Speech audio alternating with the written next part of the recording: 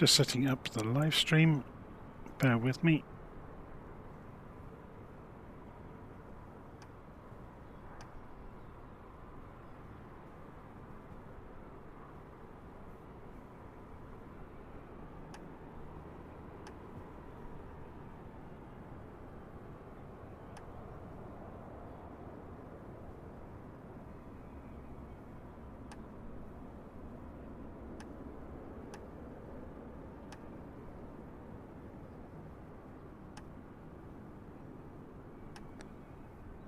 Okay, so I can now see what everyone else can see on my second screen. Okay, so the A380 is finally with us from FlyByWire, and it's flying all over the world this evening. Lots and lots of people are taking a look at it, so I thought we would as well. So we'll start out by having a look around it with the drone camera.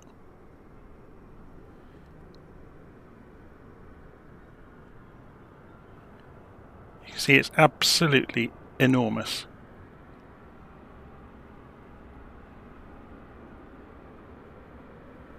You don't really realise how big it is until something parks underneath a wing, like the truck over here.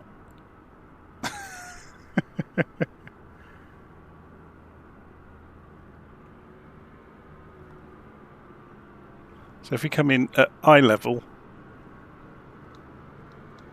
of somebody walking around on the ground, you get some idea of just how colossal this thing is.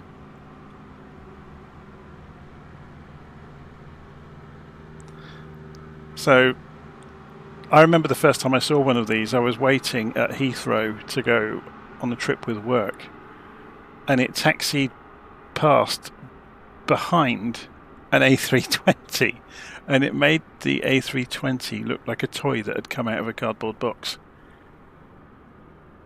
But yeah, look at the quality of the rendering of this thing. It's absolutely insane, isn't it?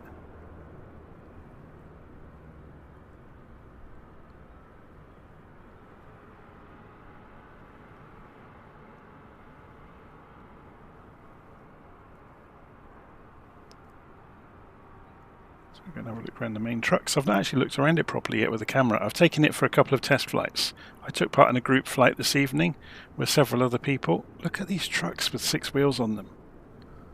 Oh my word.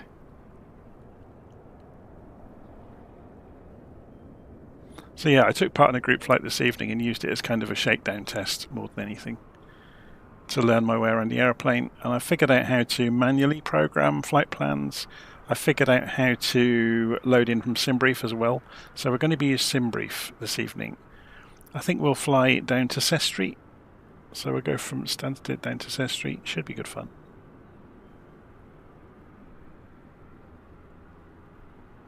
Yeah, it's just the size and scale of it is just unbelievable, really.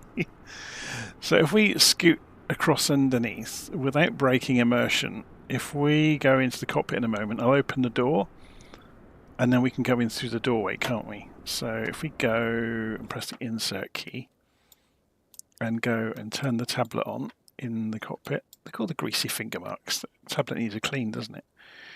And we go to ground, and we should be able to open doors.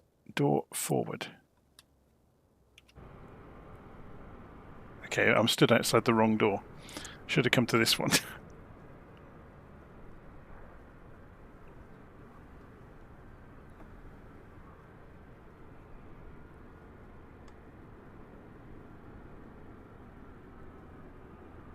This plane is just so big. It's on a whole different level.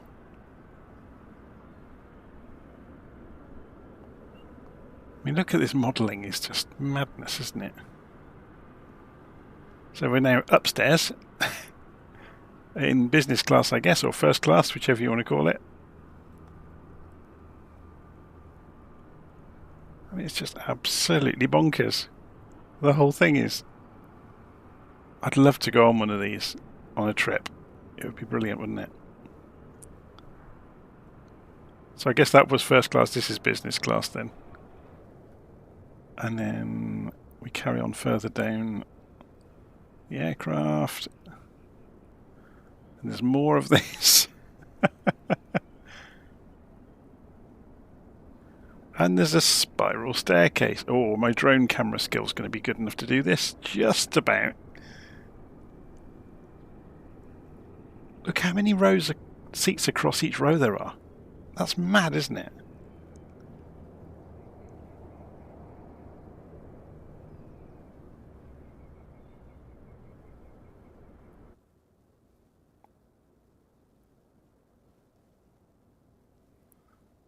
So I was listening to somebody talking about this earlier. I think it's well over 100 people have worked on this over the course of several years.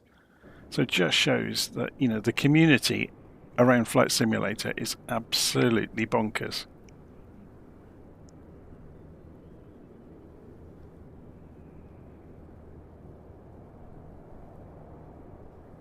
So what's through this door? If we go through the wall with the drone camera. Oh, that is the cockpit door. Okay. It's just insane, isn't it? This is the 4K version of the livery, so you can see as you get close, it starts to give it away a little bit. But even so, this is only a 4K livery. There is an 8K version, which I didn't think was worth bothering with, but each to their own. Let's go and have a close look at these engines. The quality is just incredible, isn't it?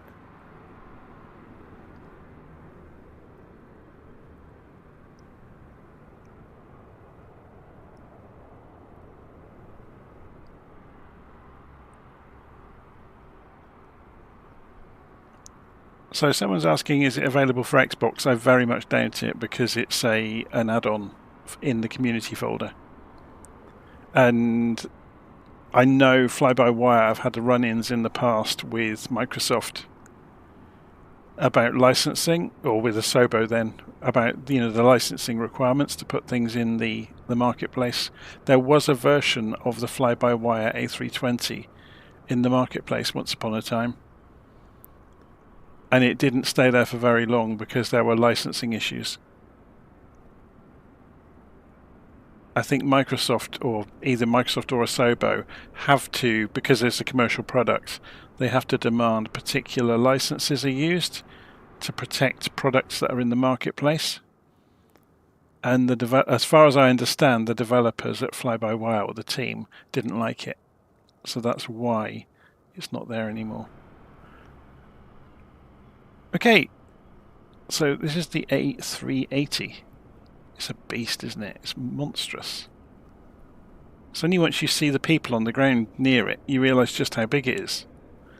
Or if you see a normal aeroplane parked anywhere near, you know, like an A320 or something like that. Okay, let's go and jump inside. So I've programmed up the tablet with Simbrief and Navigraph, so it should know who I am. So if I go and import our flight data, and there we go, EGSS to LimJ or Sestri. So Stansted over to Sestri. So to see the flight, we'll go into LittleNavMap, and we don't need that dialog on. We'll go File and open the flight plan from Simbrief, download the flight plan, and create it. So there's our route we're going to follow. And we'll open Navigraph as well, so we can dip into both as we fly along. And we'll unload that flight plan. We'll import from Simbrief that one. We'll put this on Auto IFR.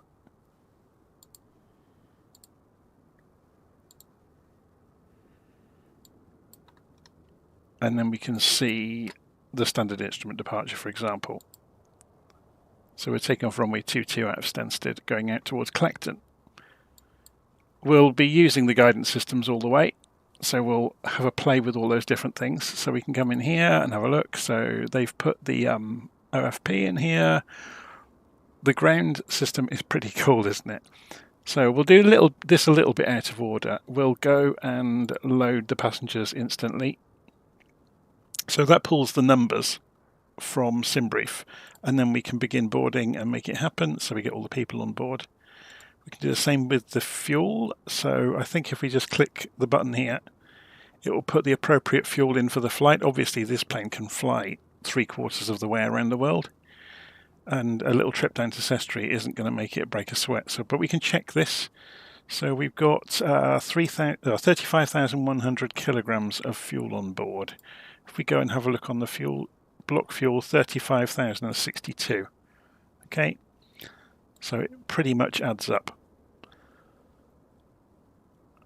Just out of interest, how much contingency? So yeah, there's 15 minutes contingency in there. There's yeah, it's all good. I was just interested to see, how they've calculated it, how that works. Okay, so I'm going to pull up a checklist on another screen alongside. So bear with me for a moment while I go and load that on a third computer that's on the desk. You wouldn't believe the spaghetti junction involved in doing these flights. So the checklist I'm talking about, I wrote this up today. So you can get this via the link that's in the notes of the video, and it goes through setting up the Airbus A380. So it goes through all of the different views, where to look, what to click, what to do, all the way around the aeroplane. I'm still revising it. It's very much first draft, but it's pretty much complete, and it's got how to program it with Simbrief and how to do it without Simbrief. So yeah, with Simbrief and without Simbrief. And then, all the various procedures you need to run through. So you can get hold of a copy of that for yourself via the link that's in the notes of the video. So I'm going to run through it myself as we're doing this. So we've done the payload and the fuel. So Control and 8 takes us overhead.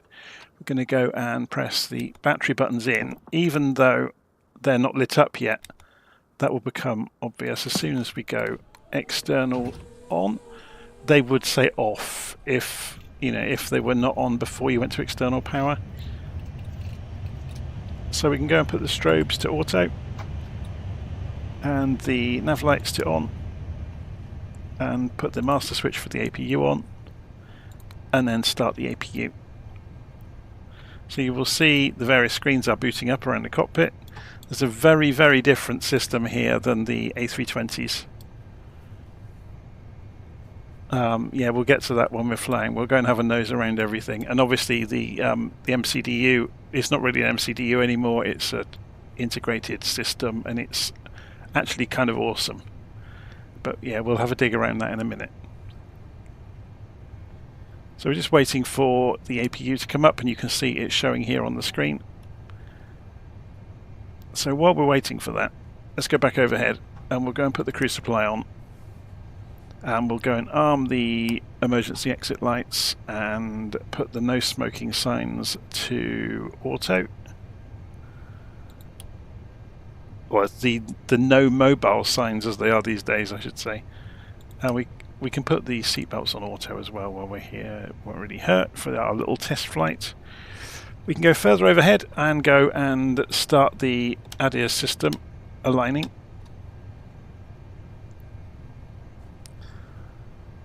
And then down in the cockpit, we would normally check the brightnesses. So the knobs either side of the cockpit will control the brightnesses, but they look fairly good actually. And you can see that it's fairly straightforward how they work. Maybe we will brighten them up a little bit, just so it's easy to see everything.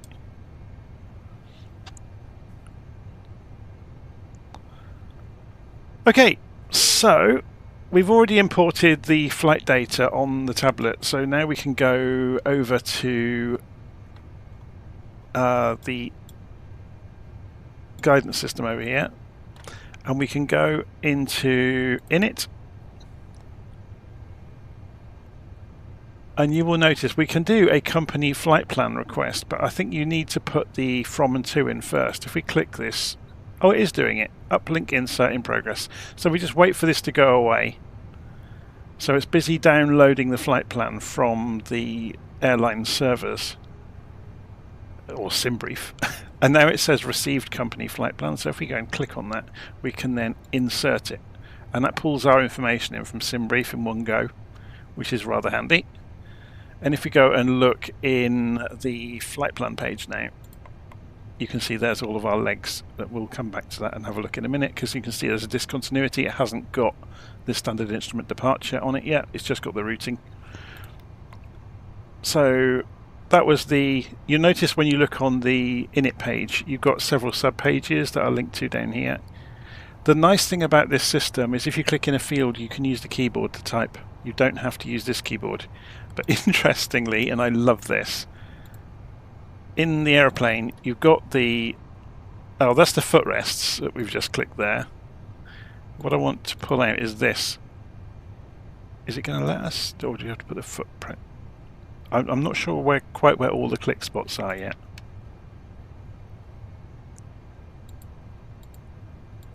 Oh, here we go. I had to click the bottom half of this. So this table unfurls, and then it unfurls again, and inside the table is a keyboard. The keyboard works, so all of the keys on it work. So you can use this to key things in. Obviously you can use your real keyboard though, so it makes it a bit pointless, but that's the accuracy we're dealing with here. It's very, very good, isn't it? Now, did we have to click? I can't remember how we got rid of the... Yeah, I'm not doing so well with the click spots, am I? Oh, there we go. We just click on the footrests to put them back.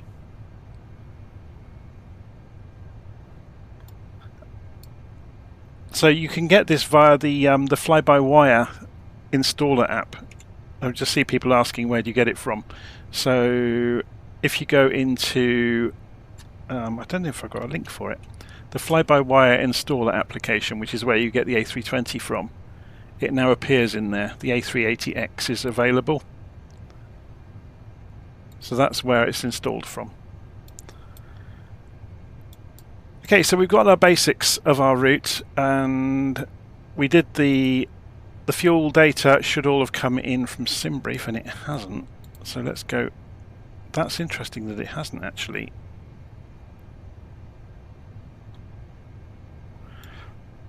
Let's go and do this again. Now we've got the data in there. If we go into... There's bits and pieces of this. Trouble is, you're never quite sure if it's something that's broken in the aeroplane or if it's something we've done wrong. So I've just pulled the fuel again, and we've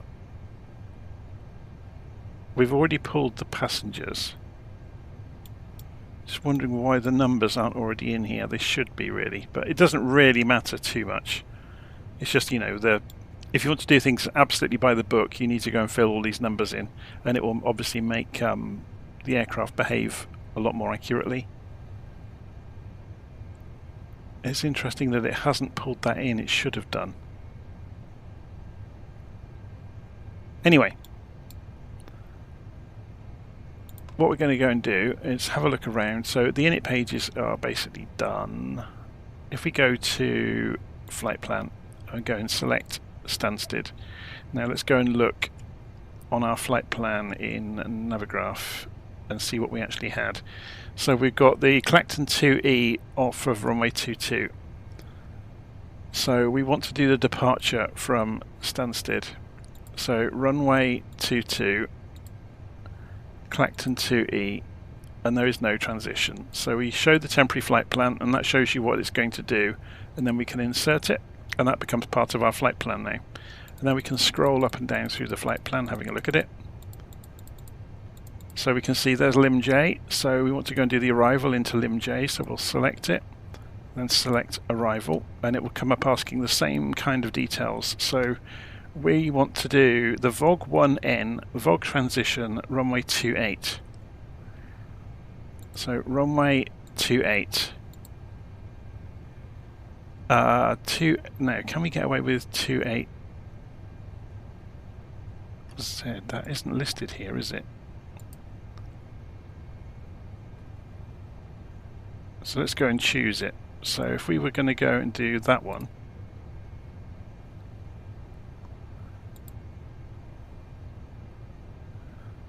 okay, That makes an interesting route. We'll go for it. Or do we go for Y? Let's have a, just remove this and see what other ones. Is there a Y option? There's RNAV. It would be better to have ILS though, wouldn't it? ILS Y runway 28.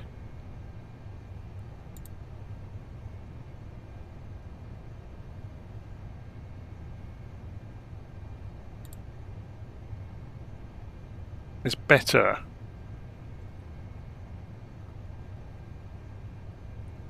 So ILS Y runway 28, and what was the star? VOG 1N.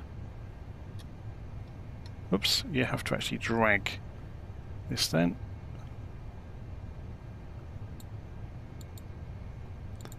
And we don't get an option on the transition, so we go and put that in, and then we can insert it into the flight plan. So let's go and scroll through. We should have a discontinuity in there in between the approach. There we go. And the from Gickert down to C28Y, so that's between there. Look, it's the dotted line in Navigraph. So all we need to do is just go and select the discontinuity and delete it, and then insert the change, and that's done. So the routing is pretty much done. If we go and look in the performance data, we can transfer these numbers across. So we can just go and key them in. Again, I haven't got any proper documentation on this yet, so I'm just going to transfer the numbers that are adjacent into the boxes. We can say, if we want shift, we can go into the climb data and cruise. So it's the same data, it's just presented differently. They've reimagined how all of this works at Airbus, I guess. You can also go into the serve page, and we can say put the transponder on auto, put the TCAS on, but we'll come back and do that later on, because we shouldn't be doing that yet. Anyway, we've got the performance data, we've got the initialization, we've done the route, so let's go and get on with the rest of it. So Control 8, we're going to go and put the seatbelts on. And then external power can come off. Obviously the APU is up and running now.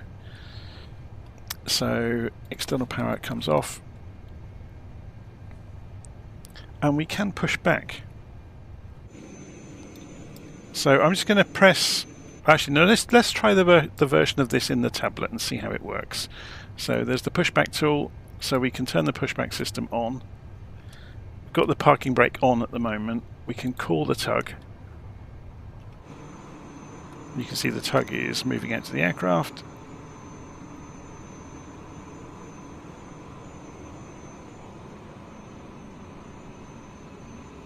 So Savo's saying, hey man, where did you learn how to start it all up?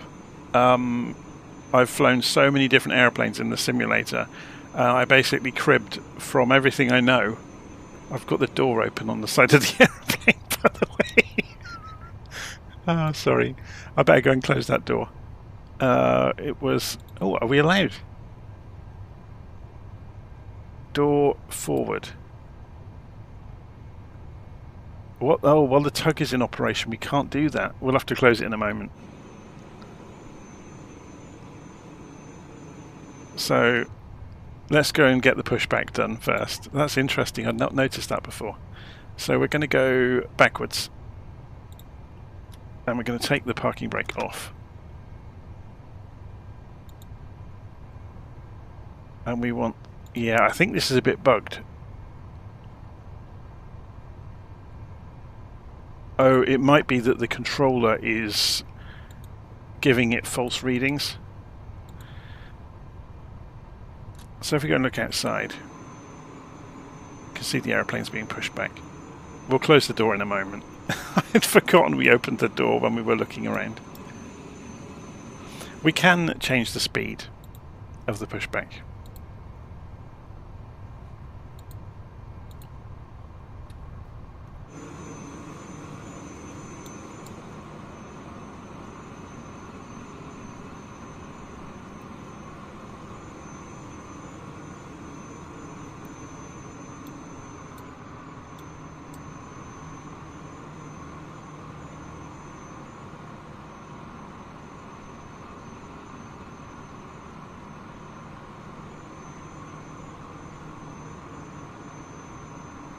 Oh, someone's asking about the throttle. Yeah, I'll just wait for the pushback.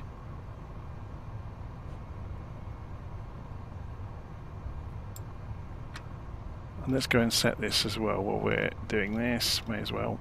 So we want to go to 37,000, was it? I haven't actually checked. Where's Simbrief? 41,000. My word.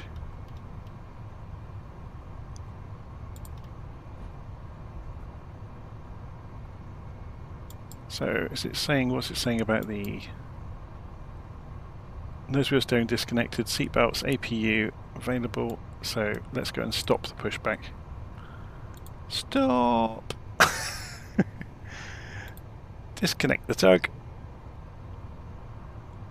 and turn the system off. Put my parking brake back on, so you can see it's coming here saying parking brake on. So let's go and work through getting the engines started, shall we? So beacon light goes to on. All the fuel pumps go to on. So back overhead there's lots and lots of fuel pumps.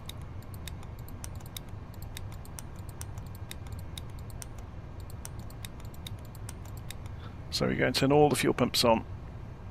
And then we come down and turn the APU bleed on, which allows the compressed air from the APU to spin up the engines. Before we do that, let's remember that door, otherwise we're going to go and take off with the door open, which would not be good. Should we see if it's animated? I think it was, but we were too slow to see it happen.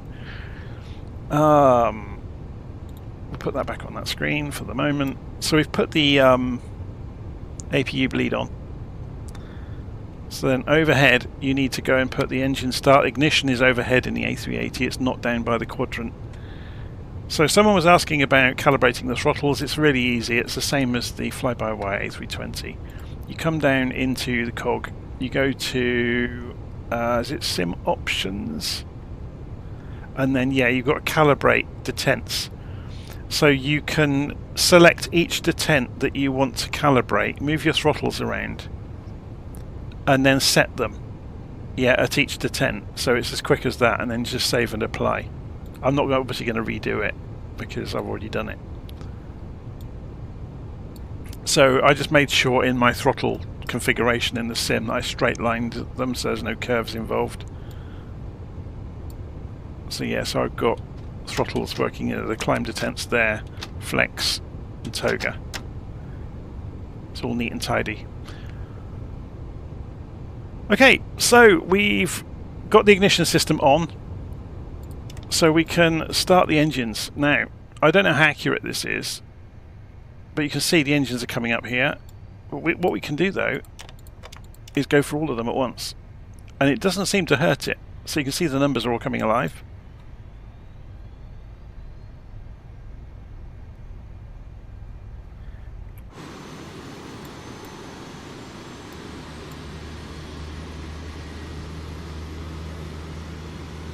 It's a monster, isn't it? It's an absolute monster.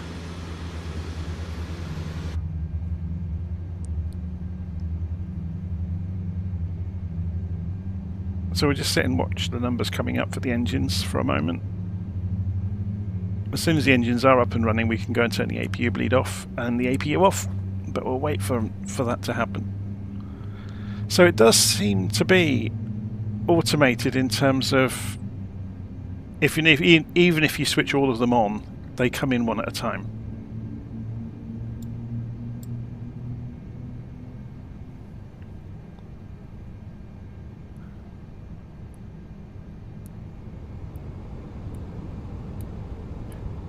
So Gillick is asking how I got the throttle to move all of them.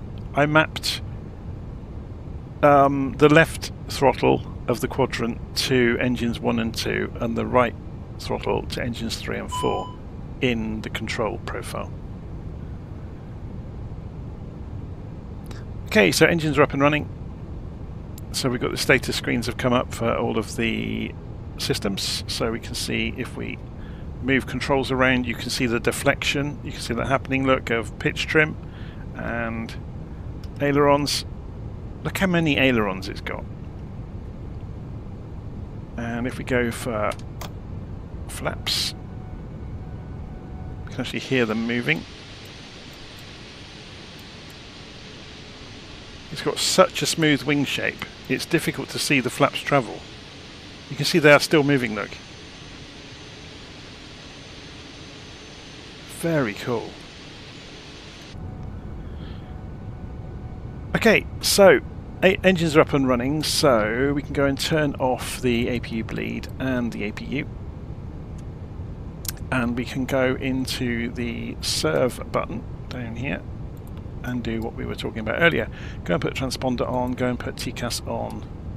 I know we shouldn't really do that until the runway, but we're not going to worry too much. How do we get the predictive wind shear on or off? There's various bits and pieces I still don't know. So, and it's complaining about me not initializing the weights, so although we got gross weight over here, so maybe we could. So if we go to performance, and sorry, it's init, isn't it? So it's complaining that we didn't have. Yeah, it's too late now to go and do it, I think. Anyway, we'll clear that. Warning, we'll ignore it. Again, like I said, there's all sorts of bits and pieces that are still to learn about this aeroplane, but there's not much in the way of documentation, so we're kind of cribbing from everything we know in other aeroplanes. Okay, so we got the flaps in takeoff position. We're going to go and arm the ground spoilers, and we can go and taxi out. So we'll go and put the nose light to taxi. Take off the parking brakes, ease the throttles forwards. We'll put the head tracking on as well.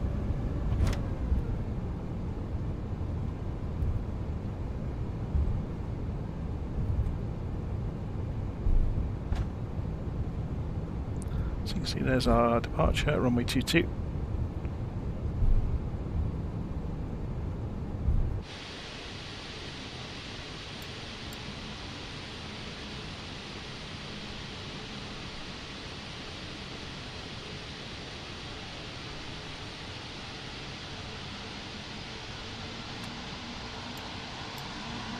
Now you have to be very careful turning this thing on the ground because it weighs nearly 300 tons, I think, empty. So you have to almost crawl around corners.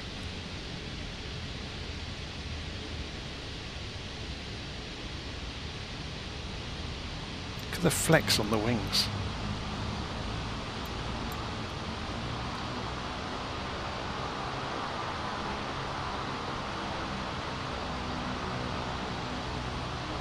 Yeah, look, it's almost sliding the front tyres. It almost can't grip taking that amount of speed into a corner. You really do have to be very careful.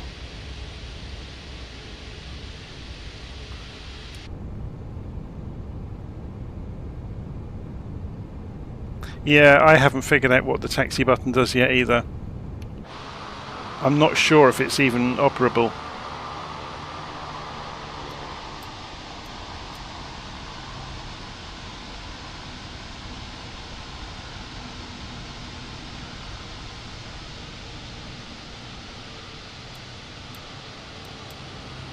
So we are going to go for the full length of the runway, so we're going to go down to the next entrance. So while we're taxiing, let's go and have a look. So auto brake needs to be on rejected takeoff, so that's a button this time. And we have to do a takeoff config test. Now there is a button for that, but another way to do it is just to blip the throttles.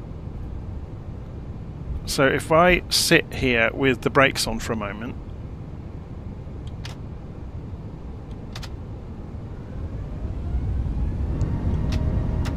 I didn't get any alarms. Now that's one way of doing it, but there is actually a button down here.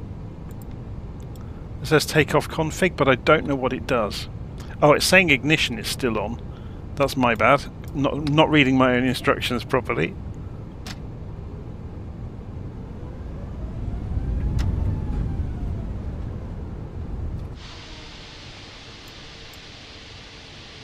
because you would normally know if there's an issue as soon as you go to accelerate.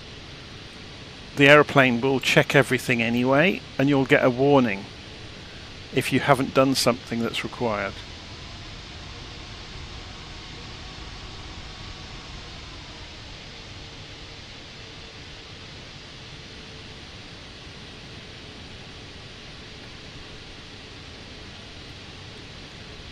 But yeah, as you can imagine, A380s require specially prepared taxiways because they weigh, like I said, they weigh nearly 300 tons empty.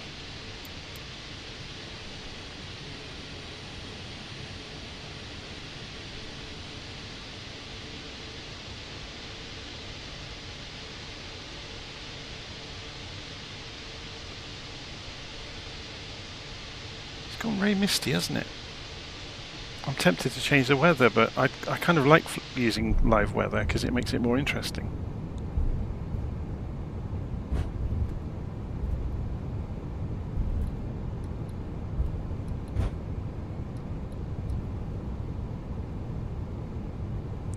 What have I got the volume set on, by the way? Okay, it's on 100%, that's good. So I just want to make sure that you get to hear the engines wind up as we go down the runway.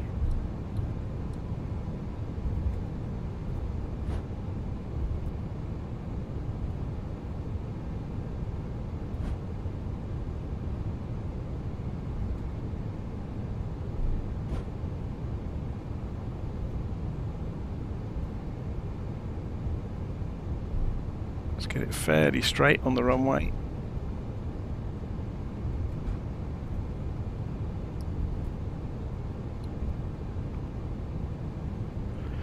Okay, parking brake on for the moment. So takeoff config is normal, it's saying that's all fine. So we can put the strobes onto strobes onto on. Let's turn the head tracking off for a moment. Just sort this last few bits and pieces out. So the logo light isn't operative at the moment, but we go for takeoff on the nose, put the landing lights on. It's got a runway camera, which is quite cool. I don't know if it actually does anything, but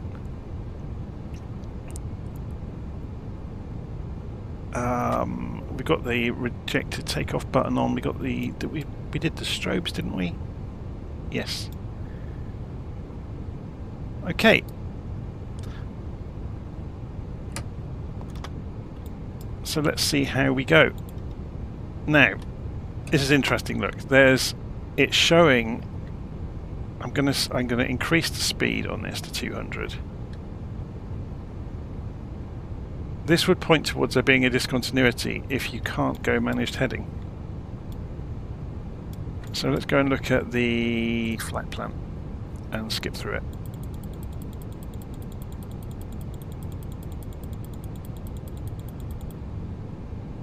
There's one there, but that shouldn't really matter.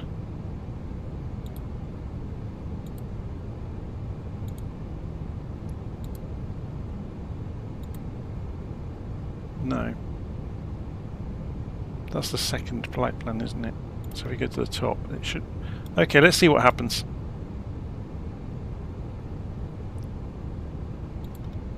Just out of interest, let's go and have a look at that departure, just to make sense of what it's doing. Has it actually programmed it wrong?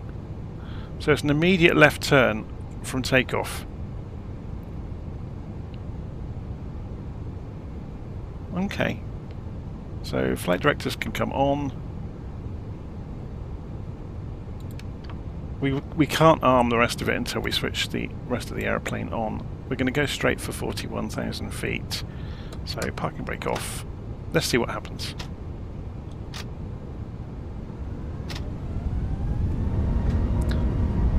So auto throttle has now come on, which is what you'd expect.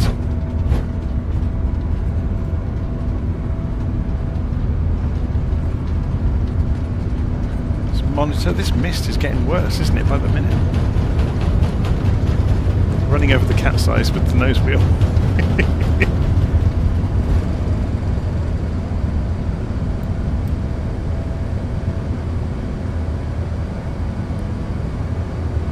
Okay. Go and gear up.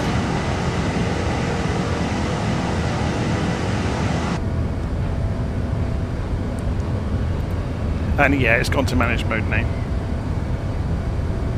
So keeping it on the speed, flaps can travel now. We can go to climb on the throttles. And the plane's making that first turn. So we can go and have a look now. That fog is awful, isn't it? So we do need to be mindful on the departure. Have we got any restrictions? Yeah, 4,000 feet. We hold at 4,000 for a while. Then at 6,000 until we get to Clacton. So it's just coming up towards 4,000, so we should see managed altitude take care of that. Here comes the target. And it's coming up for 210 knots. So it's got a restriction of 210 until SS06. It's cut the corner though. Interesting.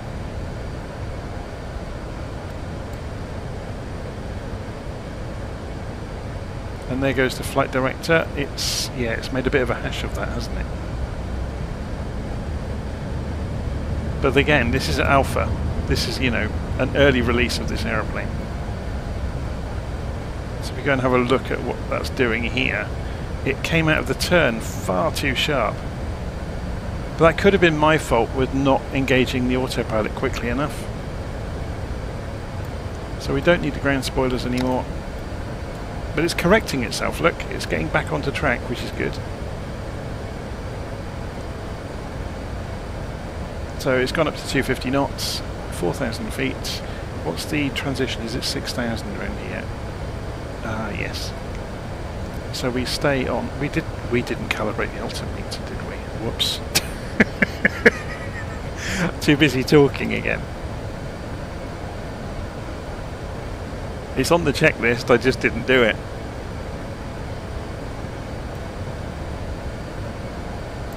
There we go, look, the airplane's neatly pulling itself back onto track.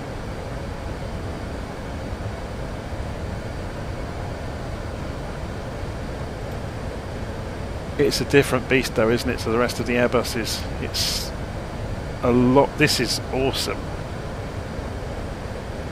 And the way it works with being able to click on waypoints, and you can put in airways and insert waypoints and put constraints in, it's really much, much better than... You have to remember, I guess, the A320 is getting on for 30 odd years old now. Monitor vertical speed. Clear of conflict. Traffic. Traffic. Descend. Descend. That's interesting, look. I'm just watching the symbology changes as it's doing that. So that's TCAS has kicked in. Clear of conflict. I may have to, if I've got people flying near me, I may have to go and turn TCAS off because it's going to cause havoc.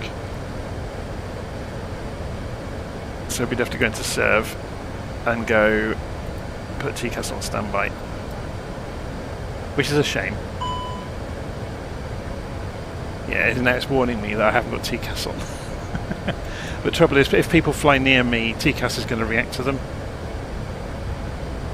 So TCAS, if you didn't know, is Traffic Collision Avoidance System, where the aeroplane will automatically climb or descend according to the location of the other aircraft.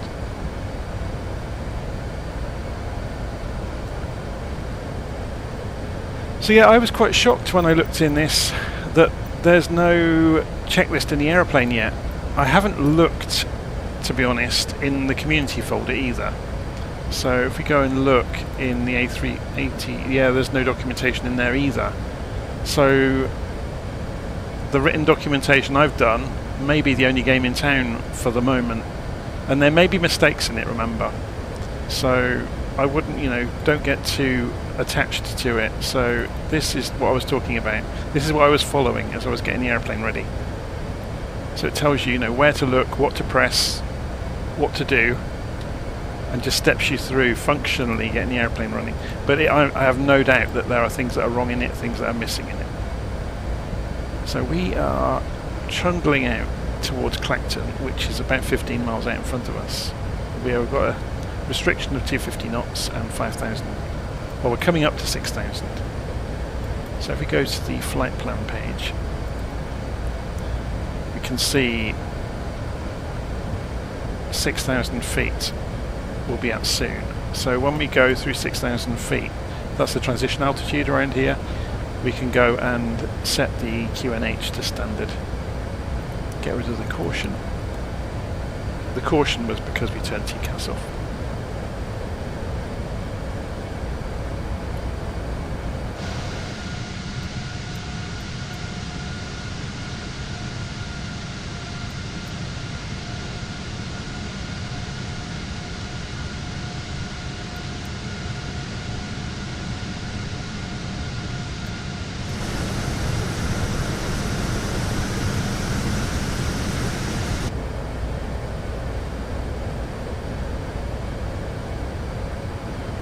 Okay, it's looking pretty good so far.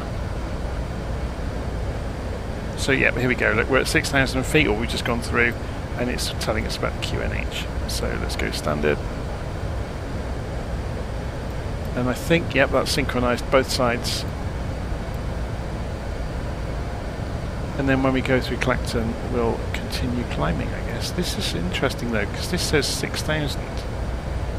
And it's not holding 6,000 feet, look, it's creeping up. Again, maybe because it's the alpha, or maybe I've done something wrong. So the interesting thing for me, I don't think this is implemented yet on the navigation display, but you can at least do things like show the waypoints on here, or constraints. Yeah, so it works broadly the same as the earlier versions. You can put VORs on or off as well. NDBs. Notice you can't do all of them at once. You show airports or not. Terrain, weather. I'm not sure if the weather radar works.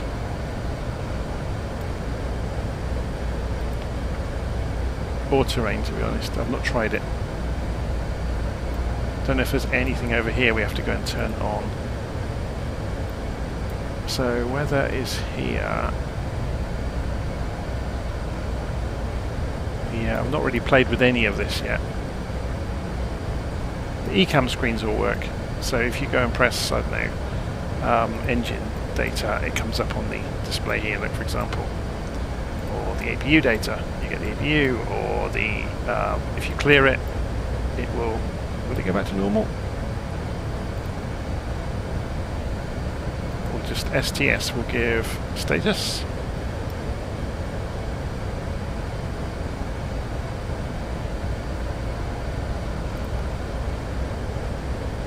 It's very cool, isn't it? Being able to see all these different systems are in the aeroplane.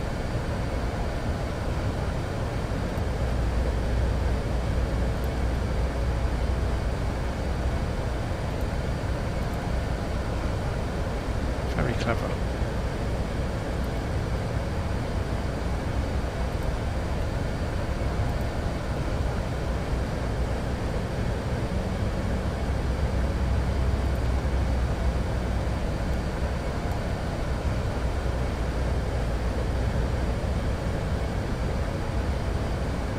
Okay, we're busy climbing again. So we'll be up through 10,000 feet in a moment. We can go and turn the landing lights off, and it will automatically accelerate as we come through 10,000 feet.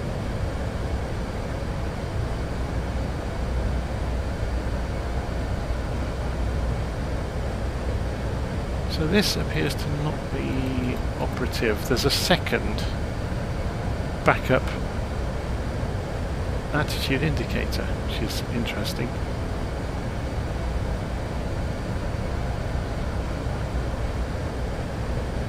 So this has got the wrong barometric pressure on it as well, by the way. So that should be 1013.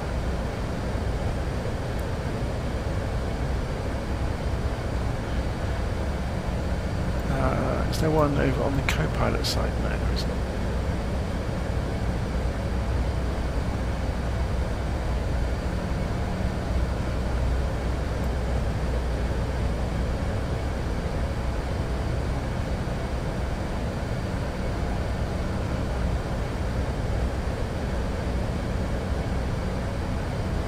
So James is saying, why do I always fly out of Stansted with the big jets? Why never Gatwick, Manchester or Heathrow?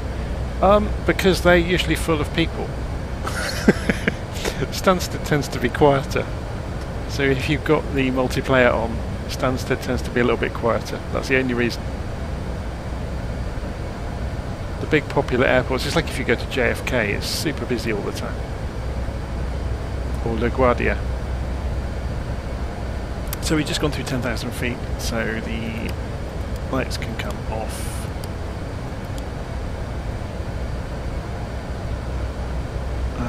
Is there anything else we need to do over here? That's the internal lighting. Should we let everybody go and go to the toilet now? If we put seatbelts back on auto, they'll turn themselves off, I guess.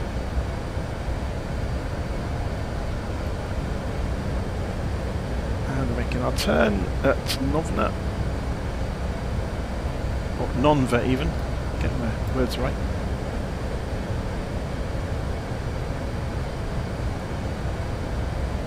And we're on our way.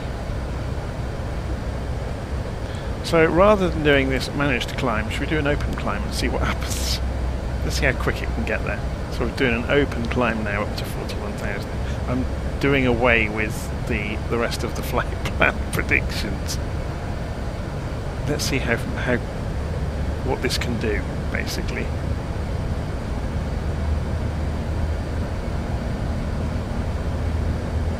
So 90% is really revving the engines up, isn't it?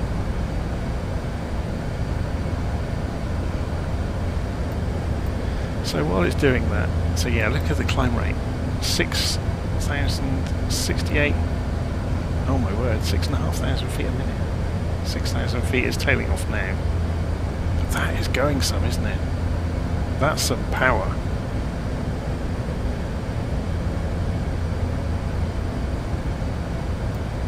We better not do it all the way, because we'll probably run out of fuel.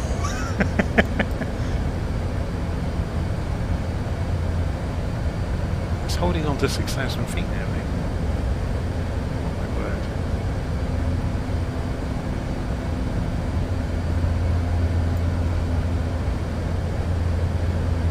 So I've put it into climb to altitude mode instead of open climb, which you wouldn't think. Yeah, it's dropped to 91% rather than really hammering it, but it's still going for it. Look, 5,000 feet a minute, that's impressive. Yeah, so guy, Kelstier or Celstier, I'm not sure how you pronounce your name. FlyByWire has said the climb rate is overpowered. It looks that way, doesn't it?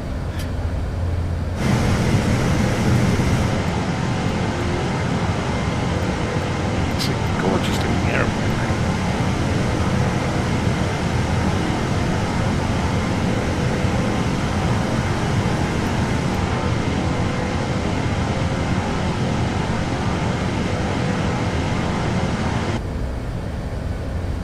So we're making the turn. Should we go and put Volanta on to record the flight, just for posterity's sake? Volanta. And wait for it to load. And there's our aeroplane, and we'll go add a flight plan from Simbrief.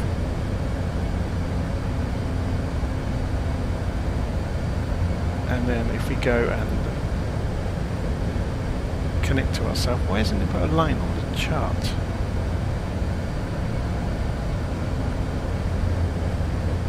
Interesting.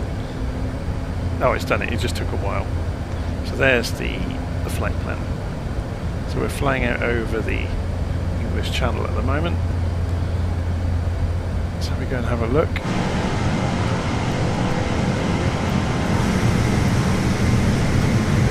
There's the coast of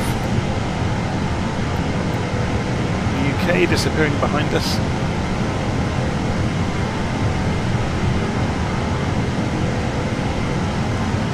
So is that...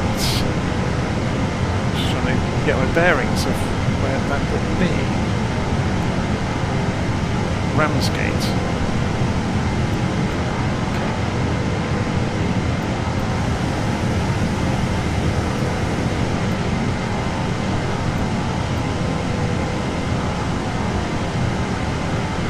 it's not Manston. Manston's an enormous runway. I don't know if you can see it from...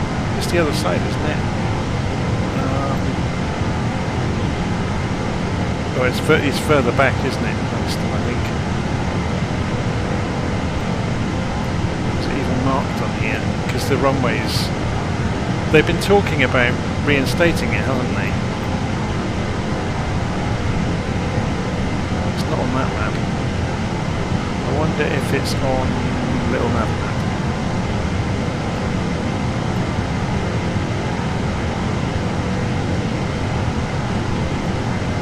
Interesting, I thought it was down here though.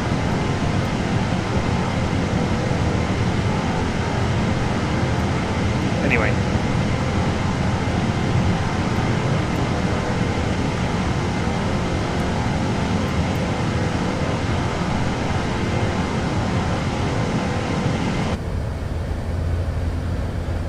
Go and increase the range. See the next few waypoints.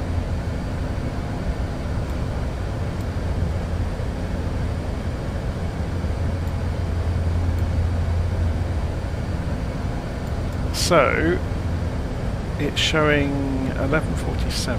I wonder how we get this back to a standard display. I couldn't figure out a moment ago.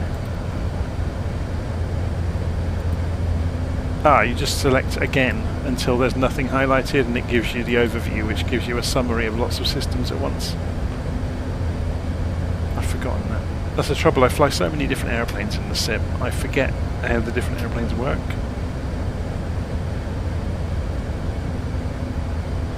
So, Guillaume Perez says, I've been having an issue that the FMC doesn't load the flight plan from Simbrief. Is anyone else experiencing? No, it just worked perfectly for me. I had to go in the init page, had to put in the from, actually no, this time I didn't have to put in from and to, but I clicked on company flight plan request and then it said loading down here and then waited for that to go away. The wording changes up here, it's all in the document that I've linked. The wording changes, you press it again and it inserts the data that is loaded. And at that point you've got the flight plan. But obviously it won't give you the SID or the star or anything like that, it just gives you the routing. But yeah, I still need to have a look at how you get the numbers. I think it's pretty much a case to put the weights in of reading it from the briefing document, the pilot operator. No. My words aren't coming out tonight. But yeah, can you scroll? Yeah, you can scroll it just by dragging with the mouse, which makes it really easy to do that. So you can go and dig around and find the weights out.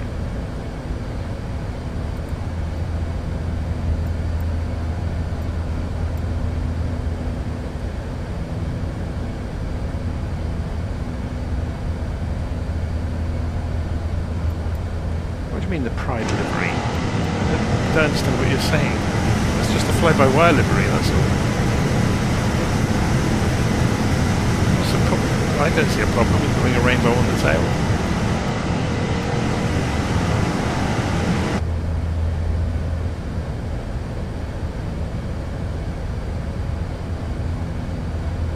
Beach says, can you give my son Aidan a shout out? Of course I can. Hello Aidan. Thanks for watching.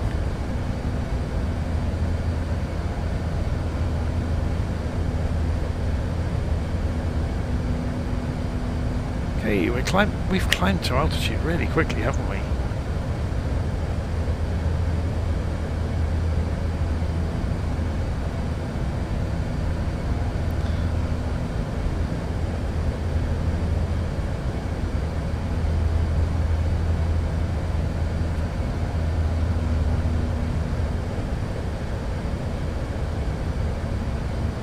Can we please not have arguments in the live stream comments?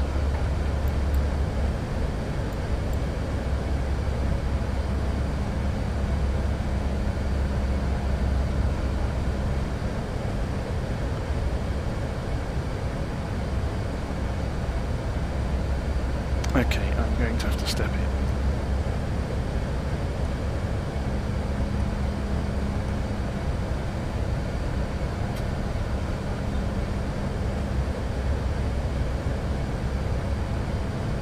Am I really going to have to start putting small print in the on the notes of the video saying if anybody brings any prejudices into Livestream chat, I will time them out for 24 hours.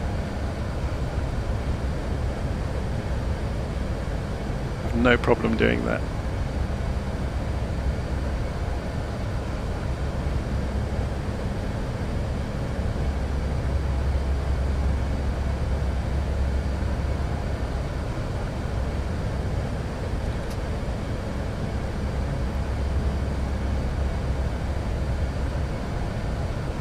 So Savo is, sorry, I'm just reading back through this. So what was Savo's problem?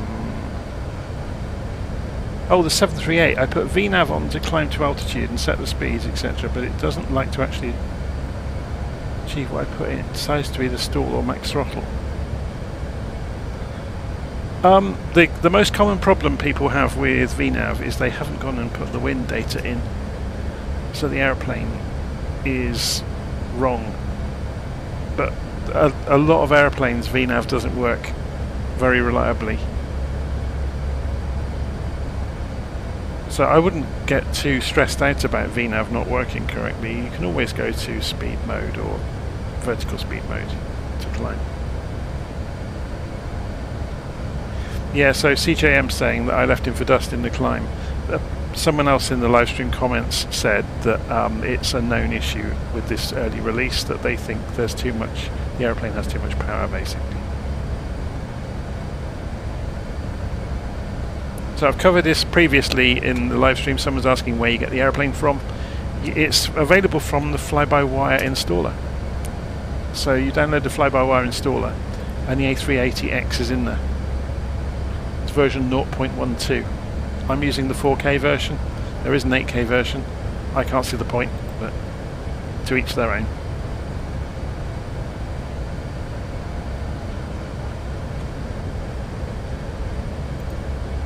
Oh yeah, I forgot that. I didn't set the manage speed mode earlier. Too busy talking again.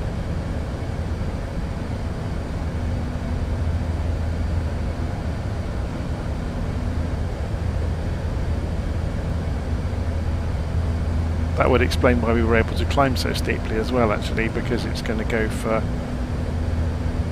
obviously a much higher climb rate at a lower speed.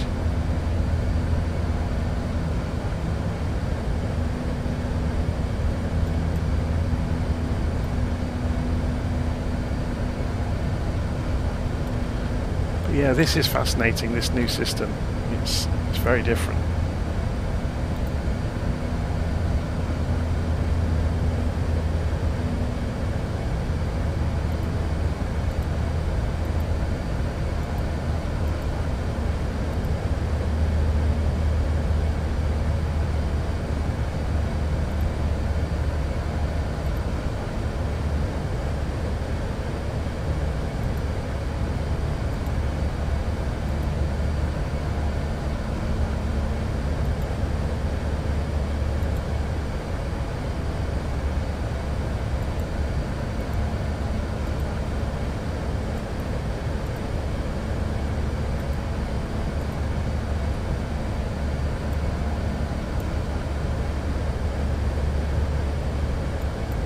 So we are en route at the moment. Let's go and increase the range. And again. So there's Idosa, which is our next waypoint. It's over 100 miles out in front of us, look. So I'm just interested in seeing what data this gives you. So you've got speed and altitude, but you can switch that out for estimated fuel on block. So at the moment, you can see the burn down. We're going to have loads left at the end.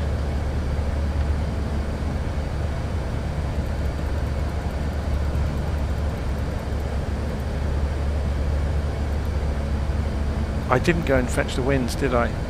I wonder if I can do it while we're in flight. How do we get the wind data?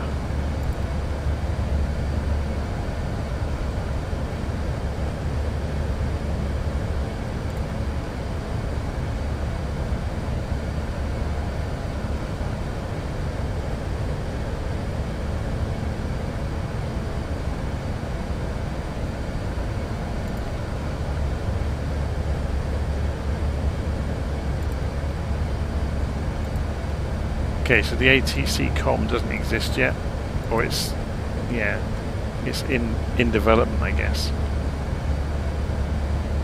But yeah, I just noticed that there's no wind data on the. I didn't populate it. Obviously, you could go in and program it, but it'd be insane to do it by hand. I wonder if there's a way of pulling weather information in when you're programming it.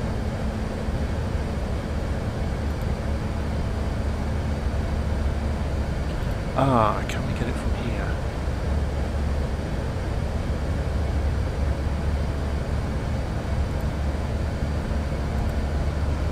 Yeah, ATC com isn't finished yet.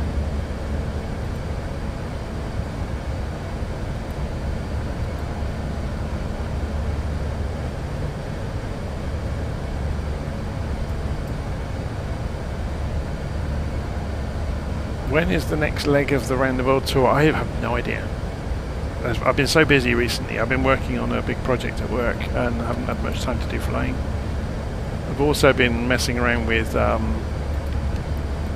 personal blog that I've moved to Substack. I've written a journal on the internet for over 20 years, and it was at WordPress for years and years. And then Matt Mullenweg decided to become, I don't know, the worst version of himself.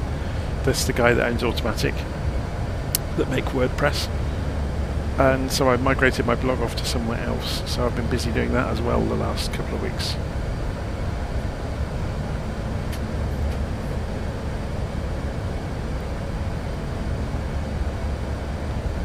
Yeah, so I don't know where the next leg of the round the world trip will be. Let's go and have a look. I think, I'm just trying to remember where we got to last time. So while we're flying, let's go and have a look on the map. We went through Japan, we went across to... We went from Nikolsky, didn't we, to Kodiak. That was it. So we're at Kodiak Island at the moment. So I imagine... How far is it from Kodiak to Anchorage? So if we do measure distance... That's only 200 miles. How far is Juneau?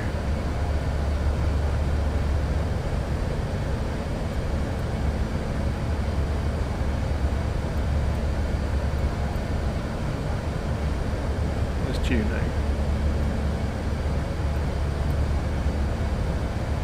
So that'll be 200 up to there. That looks like a good length, doesn't it? So go visit Anchorage mid-route for the leg, and then carry on down to Juneau. So if I just measure it from Ted Stevens down to, that's 500, yeah, 700. So I've been doing kind of 700 mile legs, haven't I? So if I go from Kodiak over to Anchorage and then down to Juneau, and then the next one could take me down to Vancouver, and then start hopping across the US. So going state to state on the way. So I guess we go Washington State, Montana, Wyoming. We'll pick out some, interesting things to go look at along the way. Maybe go south towards Colorado. I don't know. We'll have a think.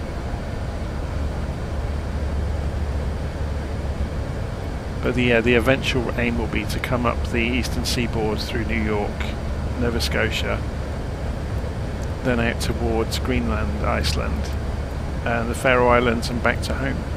Eventually, maybe go via Ireland to just add on another destination.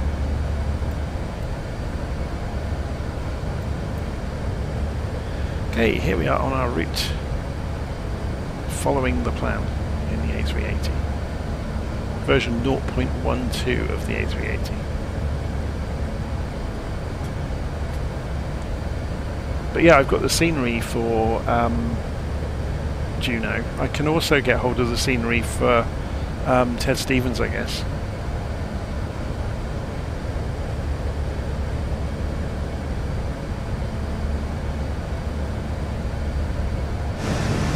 Right, while we're cruising along, I'm going to go and make a quick drink. So I'll be back in a few minutes.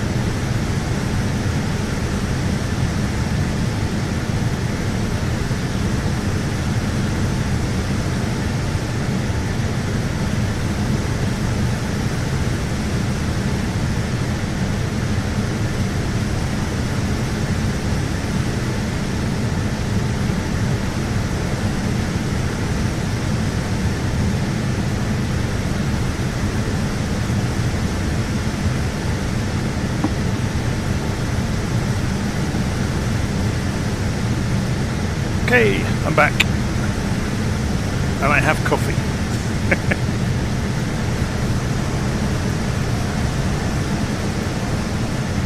Which is the best way around to see this. Ah, with the sun in the background. It always looks pretty, doesn't it?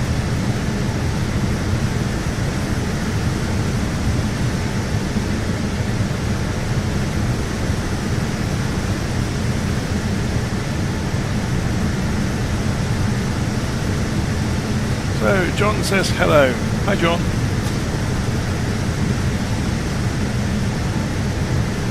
So, Jestrup says, will it auto-install from FlyByWire to Microsoft Flight Simulator? Yes. So, if you are running... I've got so many things running, haven't I? If I go and run FlyByWire again, you install the FlyByWire installer, which is where you get the A320 from. And A380 is just an option in there, and it has an install button if it isn't installed. And it just does it for you. So you get two options. You get an 8K or a 4K version. I've gone for the 4K one. Some friends have tried the 8K and it really does stress the system a lot because obviously the graphics are that much higher resolution. But for my purposes, I don't worry about that level of detail. I haven't got Simbrief installed either. So we've got an exclamation mark up here. What does that mean? Oh, it's to go and look in GitHub, I guess.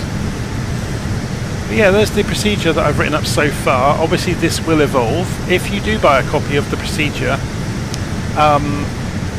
and I update it, the email receipt you get when you buy it, the link in it will always get you the latest version forever. So if I keep updating it over time, you can always go and get the latest one once you've bought it once. Does that make sense? That's the same for any of my procedures. So you must keep hold of your receipt emails if you buy any of them. It just goes through and tells you exactly what to do to get the airplane up and running. Okay. And as I said, it's very much a first draft because nobody really knows, other than the A380 pilots out there, the correct procedures for doing things. So we're working it out as we go at this point. Obviously, when FlyByWire come out with their own documentation and put the checklists in and things, then it will become a lot more accurate. Let's see how we're doing.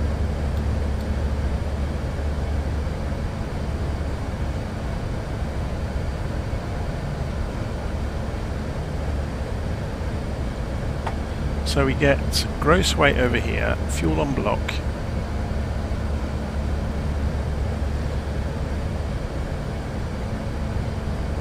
Doesn't give you the payload there though, does it? So fuel flow, kilograms an hour. Fuel total. Just figuring out what data they give you. So we have got two of these systems and they are independent.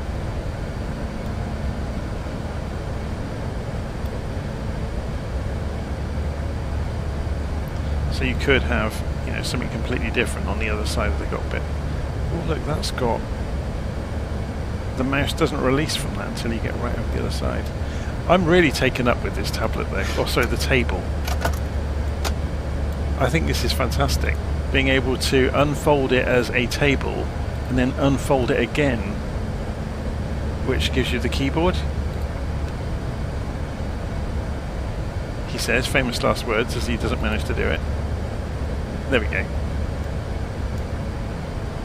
And the keyboard works. I just think that's stunning. So if we go and put the flight number in, and we'll type... Oh, I thought it worked. Maybe they haven't implemented it yet. You can press the buttons on it. What does OIS menu do? Okay, so the button... I thought it was actually working, but apparently not. Even so, though, you can see where it's headed, and it's just brilliant.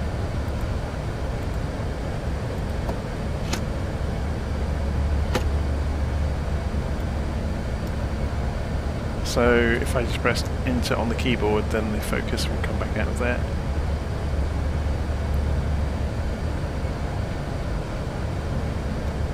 These keys do work, by the way. So if you went down here, you can type in to wherever you've put the focus. Yeah. But you can also use the keyboard in front of you as long as the focus is in a field.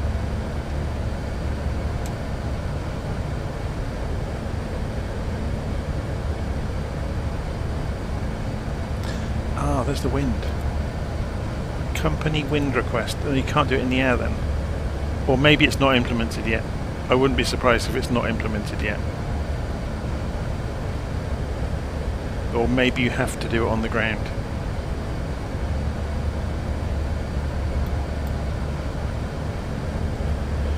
Interesting. Everything is discovering new things at the moment in the aeroplane. It's, yeah, every corner you look at is something new to go fiddle with and learn about. I'm sure there'll be so many professional content creators out there, you know, the real Airbus pilots that have flown the real thing, that will be able to tell us what is done well, what hasn't been implemented, and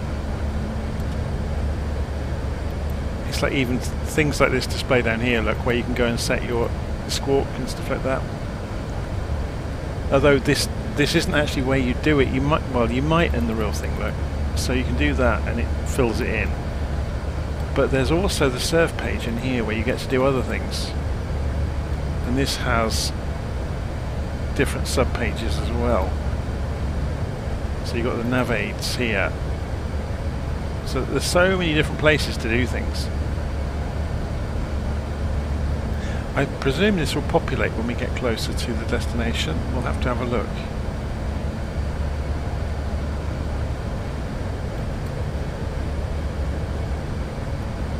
So if we zoom out even further, 300-mile range. There's our top of descent then.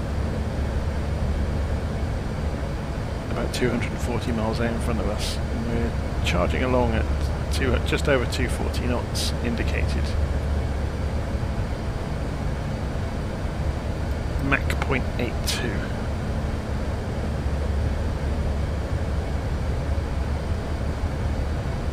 I don't think the predictive wind shear has been implemented yet, or either that or it's automatic. It's difficult to say, because yeah, it lives down here, doesn't it, on the A320, but all of this is all moved around. And if you go and look in, now I'm going to forget where I saw the button now. Was it in serve? Yeah. Pred wind shear's in there and it's off, but I don't think you can do anything with it yet. So again, that's one to sit and wait, but it's not, that isn't rendered as a button. The buttons are dark grey with a white outline. So this is an indicator.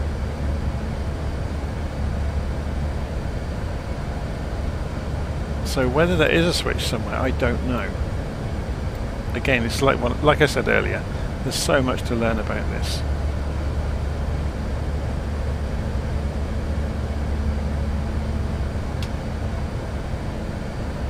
Should we go and have a look overhead and have a dig around while we're waiting, because we've got some time to kill. So we've got the wipers.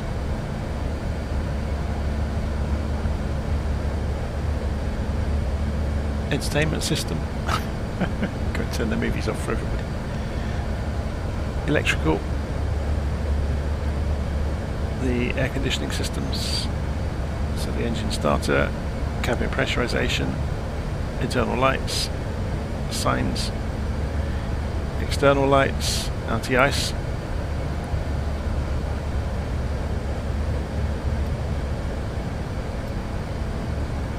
It's the flight control systems.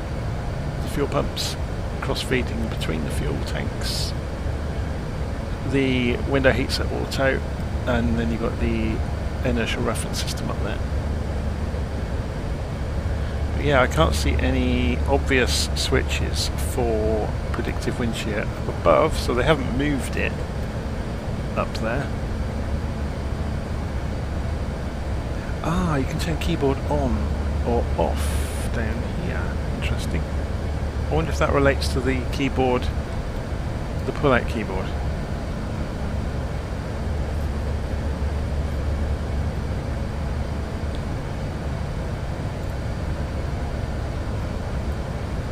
So can you set, you can't set nav frequencies in here. You can do VHF and Squawk. That's the only things that are implemented in there so far. Presumably, yeah, you can switch them between standby. VHF 1 frequency not completed.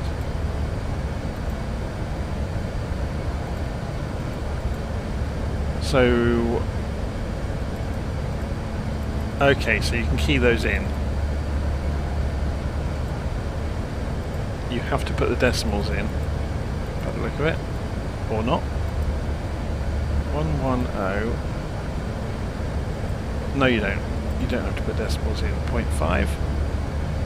And then, presumably, you can then transfer.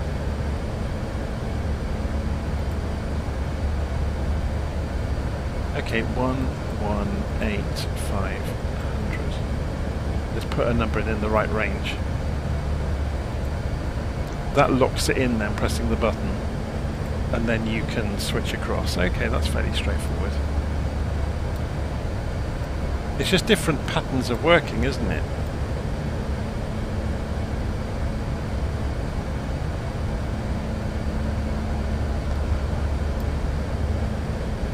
So let's have a look around the tablet, see what else they've done in here. So we can pin charts. So if we go to the page, I have linked up Navigraph earlier. So we are going to, let's go and have a quick look first. LimJ, Sestri. And we are doing the VOG1N. So if we go and search for LimJ, and then we look on stars and we look for VOG.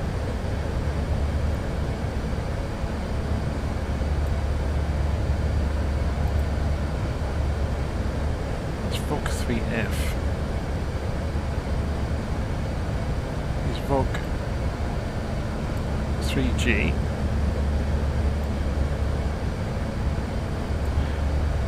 We can actually see it in Navigraph, can't we? I wonder if it carries over the... no, it wouldn't carry it over, would it? So it's Testo and VOG. Okay, 10-2A.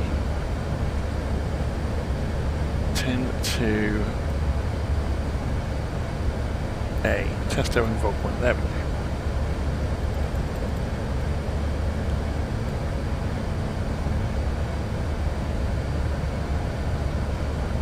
So which route are we doing? If we go and have a look...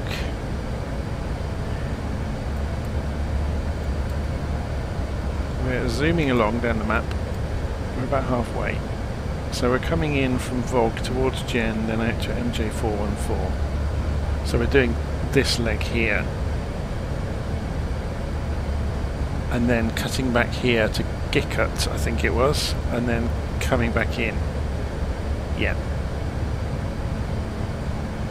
To get onto the path for runway 28. So... I guess we can put that in night mode if we want. Okay. So we can pin these. And if we look at approaches, we want the ILS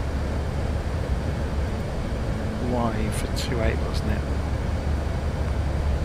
I mean, it really doesn't make much odds because once you go on vectors in that last little bit, you were just looking for the localizer.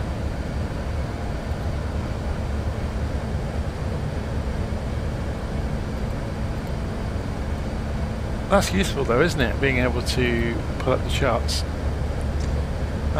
So then once you've done that, once we've pinned them, if we come back into that front page, you can see you've got quick access then to the pinned charts. That's really useful.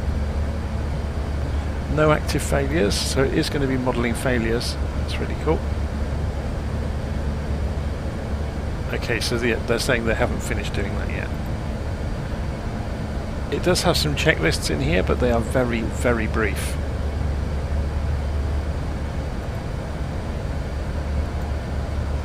So we just started turning.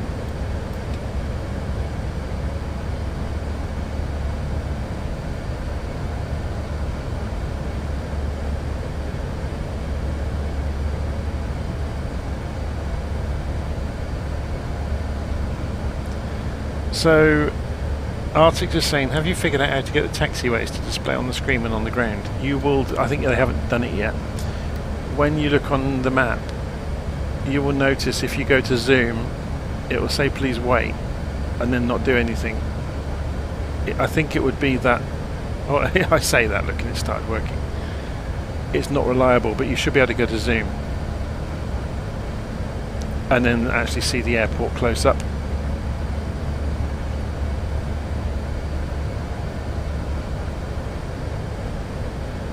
As far as I understand. Does it come with an engine fire mode for more power? Who knows? So Emmett's saying I might be in Echo Golf Charlie Charlie in Manchester. I'm not going to Manchester, I'm going to Sestri.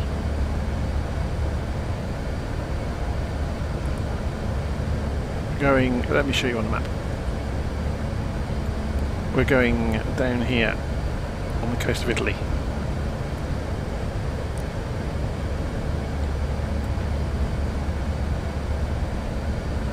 At the moment we're just crossed into French airspace. We'll be crossing back out very shortly and crossing over the corner of German airspace and then into Switzerland and then down across Italy.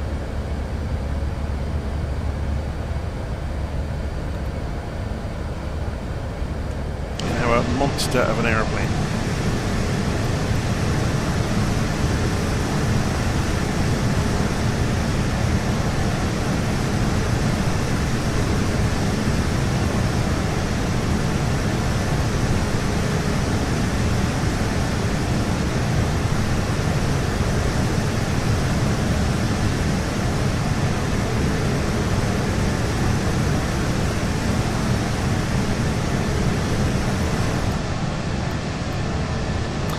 Fly around it with the drone camera while we're en route. It would help if the drone camera was the right way up, really, wouldn't it? There we go.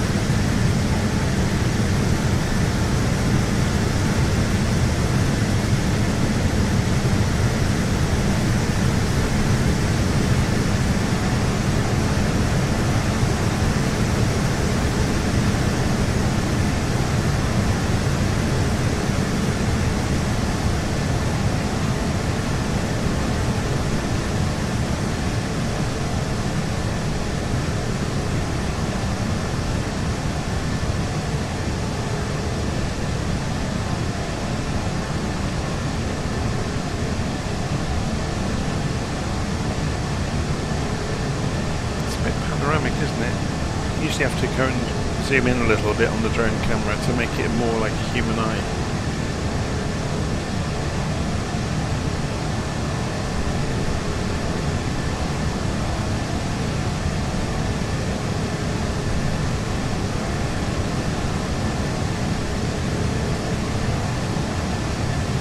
That's amazing, isn't it?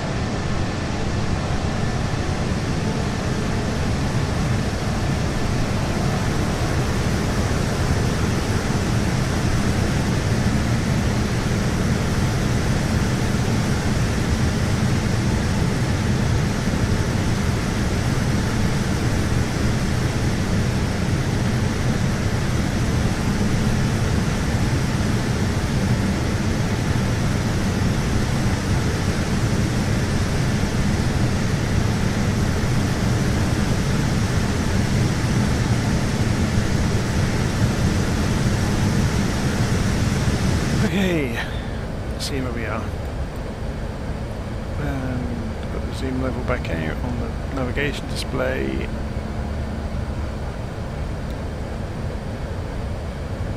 So we're about 160 miles from top of descent. Cruising along at 41,000 feet.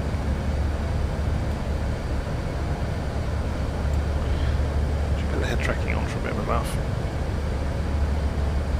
Oh, I can go and lean out the window.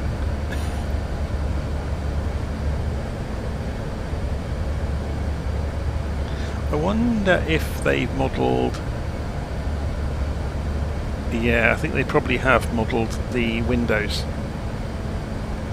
which would be... obviously I'm not going to operate them now because we'll depressurise the cockpit and get sucked out the window probably.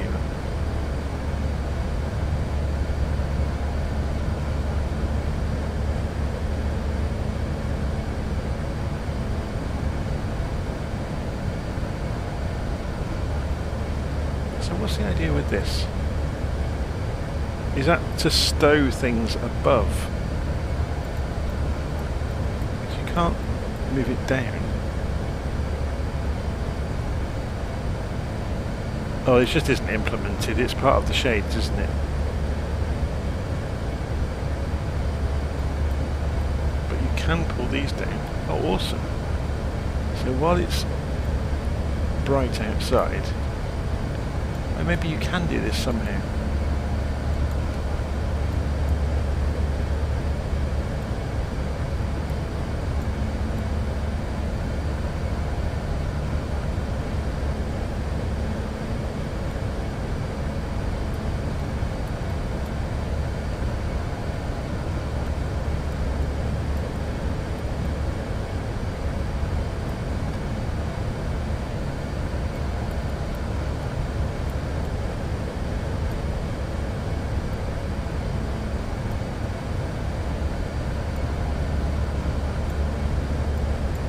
Very cool.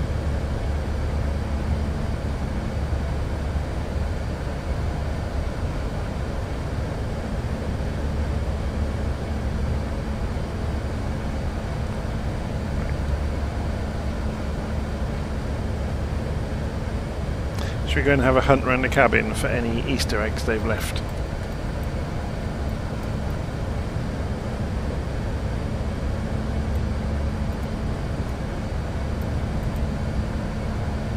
Okay, so the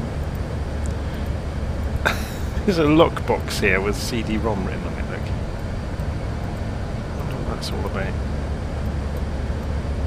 Probably the system update for the guidance.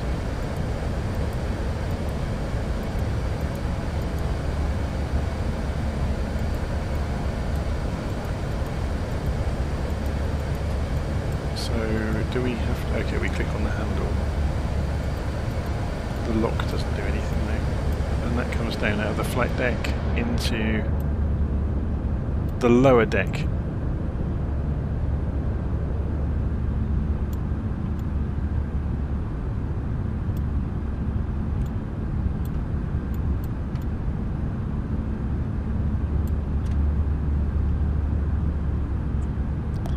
We'll have to alternate holding keys to make ourselves walk up the stairs.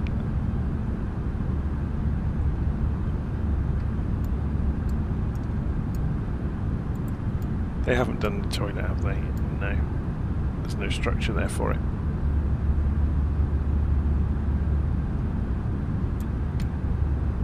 So if you ever wanted to, or wondered what it was going to be like to sit in one of these little cubicles, now you know.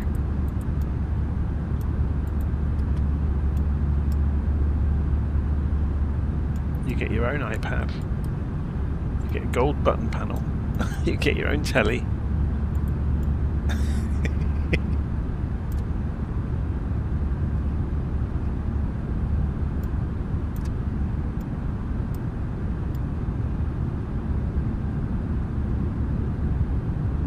It's interesting, isn't it? So I guess that becomes a table, folds out and becomes a table.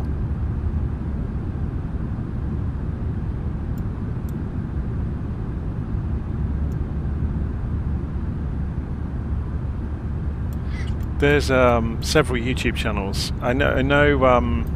Oh crikey, I'm going to forget his name now. The 7.4 Gear guy. He's done several trips where he's,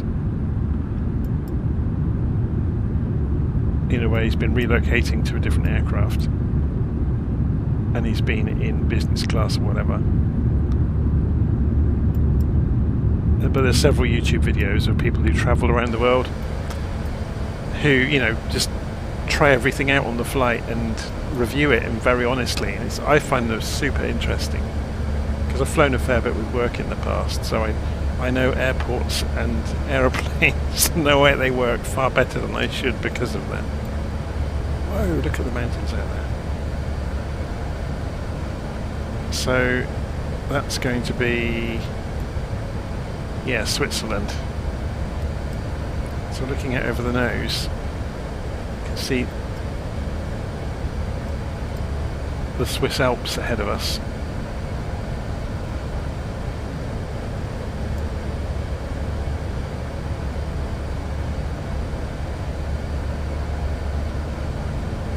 Yeah, Kelsey, that's the guy. I was just trying to remember his name. I was drawing a blank. His YouTube channel is fantastic.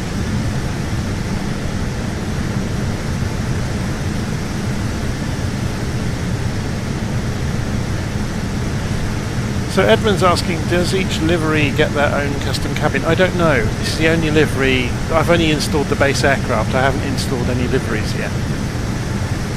So I have no idea if the interiors are any different. I would imagine that a different interior would imply a different aeroplane model.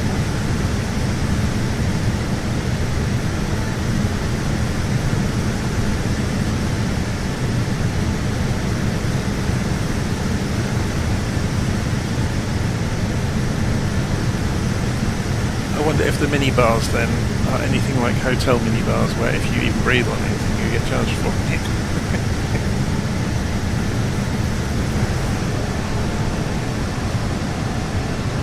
It's funny, isn't it? You don't get any sense of scale without having anything near it. It's just so much bigger than any of the other commercial aircraft, including the 747. It dwarfs it.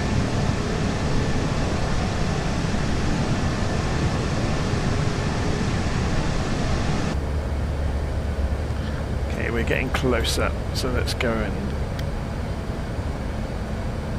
actually prepare this time rather than just blindly bundling our way in towards the destination.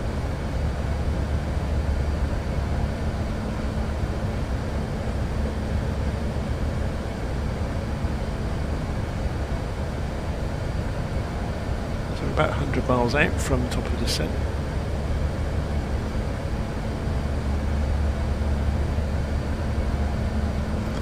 Do we need to put destination data in? Let's go and have a look. So we've got the departure information, which obviously is gone.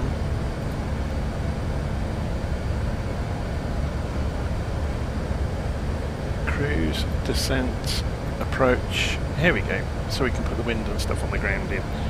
Let's go and pull up. This will keep us busy for a few minutes, won't it? So if we pull up the destination airport, and we can go and put in 30 degrees 9 knots. 30 degrees, so 30 and 9. Outside air temperature at the destination 19 centigrade. QNH at the destination 1024 hectopascals. We don't need to put minima in, I don't think. I wonder if it has the same convention around hyphens and squares. I think it does.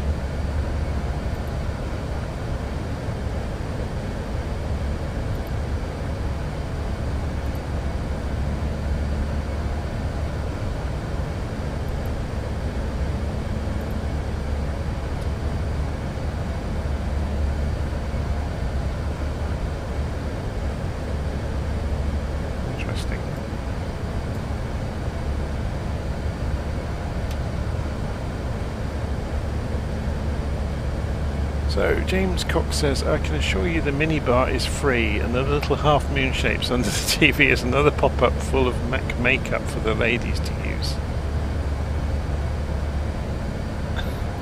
I don't think the showers are modelled in it.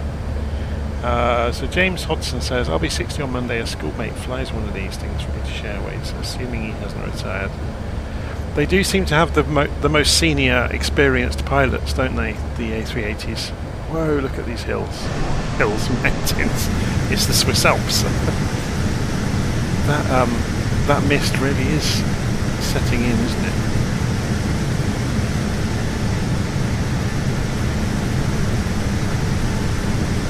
That's screenshot worthy, isn't it?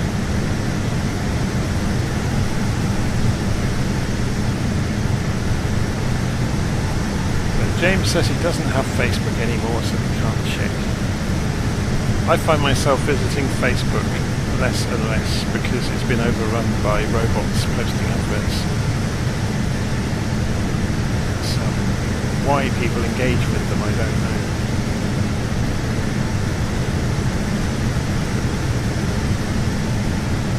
I've got quite a lot of family and friends that still use Facebook, but I think they're finding the same. People are using it less and less. The project that grew out of Twitter before it was sold to Elon Musk, Blue Sky, seems to be very good. It's technically much better than Threads, which is obviously Facebook's Twitter alike. Obviously X, or Twitter as it used to be, is just a waste of time now because it's just full of unchecked prejudice and vitriol and all of the worst parts of everything. This looks amazing, doesn't it, with the mist through the mountains?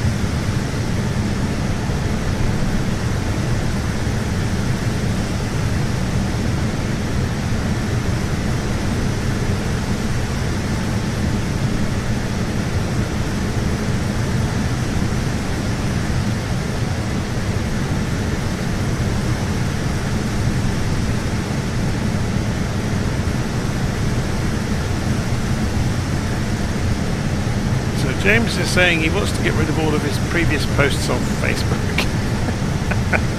Good luck with that. Can't you just delete your account?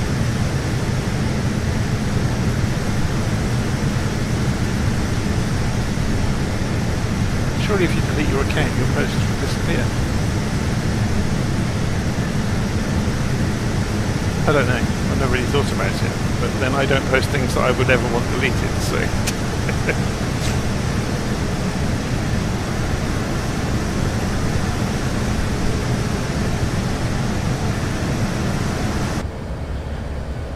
Okay, where are we? So 70 miles or so outside of top of descent. So have we got any restrictions on the way in that we want to take account of? Well, the VNAV should do it for us, shouldn't it? But we'll find out the altitude of the destination airport. Well, it's sea level, isn't it? It's on the coast here. So it's a bit of a moot point, really. 13 feet. So we can set the target for 0, essentially, but we're not going to. We'll go for, say, 3,000 feet. And we're not going to target it straight away. Be interesting to see how this reacts, though. So obviously when we get a bit closer, we'll push the knob in for the altitude. And if we do it early, it'll be interesting to see if it doesn't do anything until it goes through top of descent. Because it shouldn't. My only worry is because we haven't got wind data, it's not going to be accurate, so we'll have to keep an eye on it. So we may start descending early or using spoilers on the way in. Because we haven't got wind data, it's not going to accurately know how long it's going to take to descend. Unless there's any altitude restrictions where it's going to be hanging around a given altitude. So let's go and have a quick look at that. It may just, yeah, there's no restrictions on the way in, look, it's just a straight run.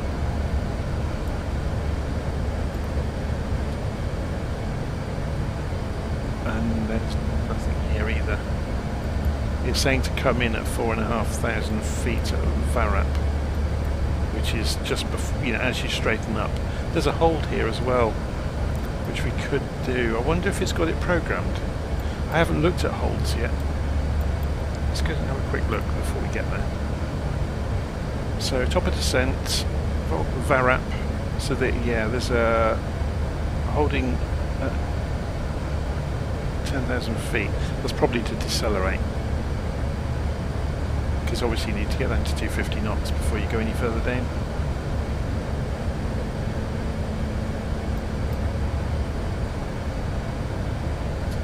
So yeah, this is an interesting one, that we almost do like a teardrop and then turn in for the runway. So you can see it here, look, obviously it's not drawn very nicely here, but we fly out, around and back in.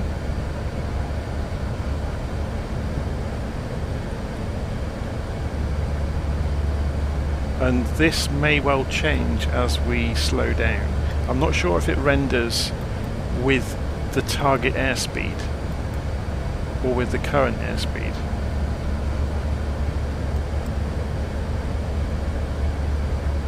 But it'll be interesting to see what happens. So if we go and put the constraint view on, yeah, it's not going to show anything at this zoom level. And there aren't any constraints at this part of the trip, but we'll find out soon.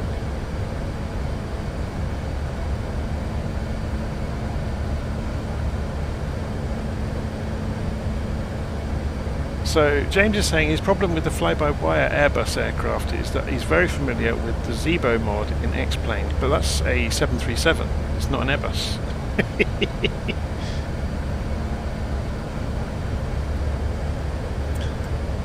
I used to fly the Zebo mod all the time in X-Plane 11 back in the day, before Flight Sim came out. Yeah, the Zebo mod was fantastic.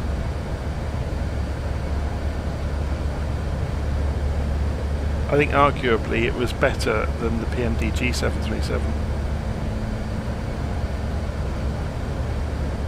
But again, it's similar to this project where, you know, it's the Cathedral and the Bazaar is the famous paper that was written about software development years ago, about comparing, you know, commercial software, the likes of like Microsoft Windows, with Linux, where Windows is the cathedral, it's, you know, a hierarchical commercial organisation writing it, and the Bazaar is an enormous group of contributors.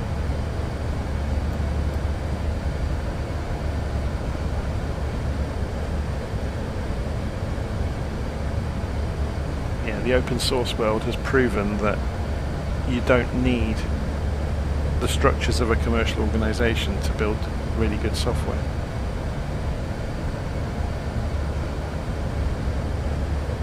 Trouble is, you do end up relying on 4 or 5 brilliant people in the middle of the project, and then an awful lot of well-meaning people that can often cause more damage than, or more harm than good, despite their enthusiasm.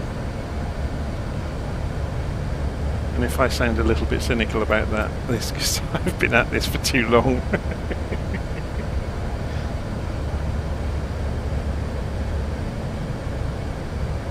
But enthusiasm is a good thing. Sometimes. Whoa, look at that view.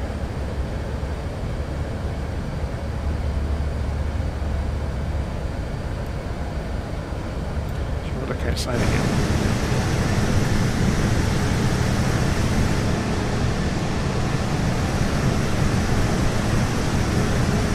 It's incredible, isn't it?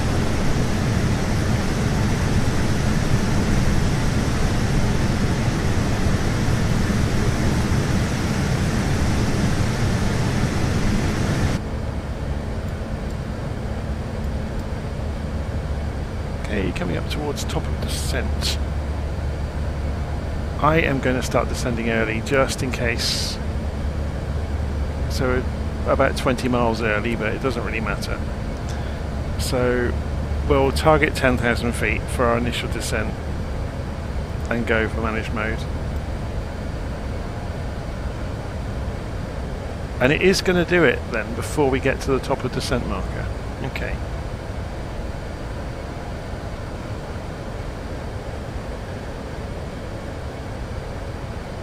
So do we get a projected line of when we're going to get to the altitude? I don't think we do in this aircraft.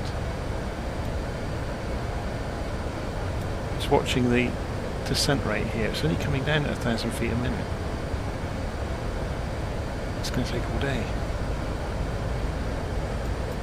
What if we did an open descent? I wonder if it makes much difference to it.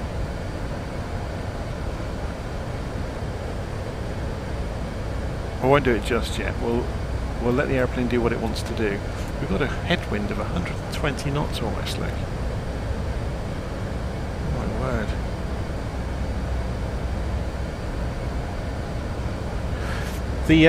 Just reading the live stream comments there from James, PMDG 737-600 is fantastic value for money.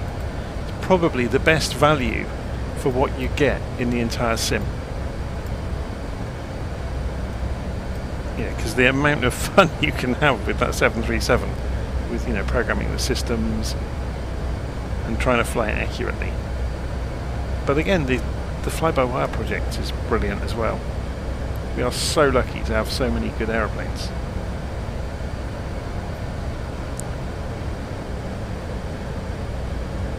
So this is only coming down at 1,000 feet a minute on... Now, I guess, I'm just looking for the descent profile. I wonder if they've modelled it yet. I'm not seeing a... So we are, I think the dot up here, or the half a dot, means we're actually, obviously we're early, aren't we? So that may start coming down to meet us if we're only coming down at 1,000 feet a minute. So I wonder if that's what it's doing. That it will only come down at 1,000 feet a minute until it reaches the profile. Trouble is, without the wind data, the profile's probably wrong.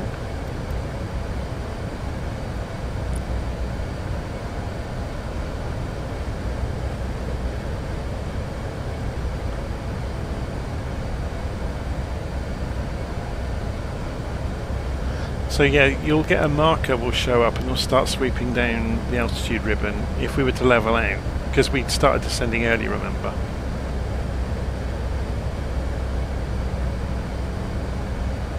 If we did, I'm doing a managed, I pressed in the knob to go to 10,000.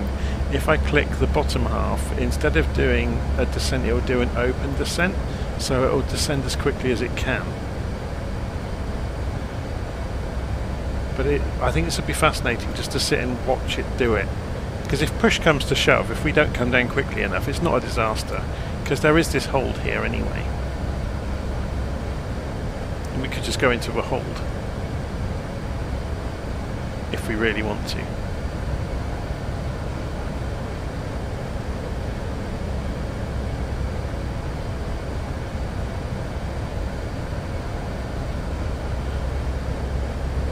If they've implemented holds. I don't know if they have. Should we go and switch on? So if we go to VARAP, for example, if we put hold in. Oh yeah, they have. Look, this is cool.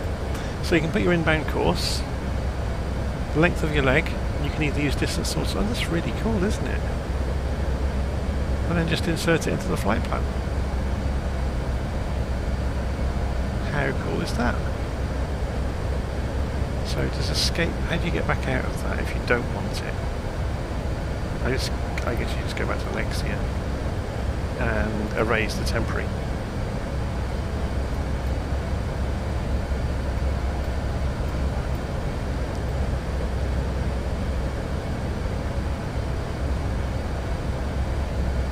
It's fascinating, isn't it, how with these different aeroplanes you can see like the evolution of system design. It's funny, I was looking at the labelling earlier of auto brake and takeoff and landing, and I just thought it was really odd that it says RTO inside the button, but then you think actually it's a function of auto brake, isn't it? Rejected takeoff. So rather than having multiple settings, it's just an on-off button. It's interesting though why sometimes they choose buttons and sometimes they choose switches. I'm sure there's a paper written about, you know, ideology of switches versus buttons in an Airbus. Because with the buttons, dark is good. Typically, if they've got something lit up, it's something you need to pay attention to.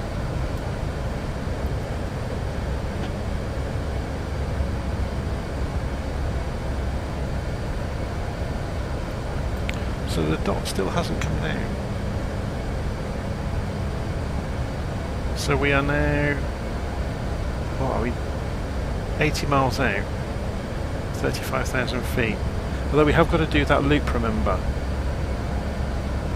So if we've got further to go than we think.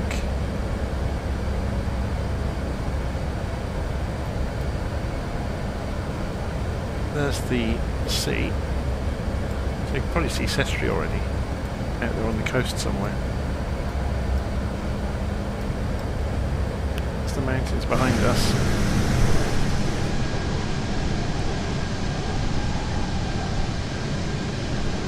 Descending.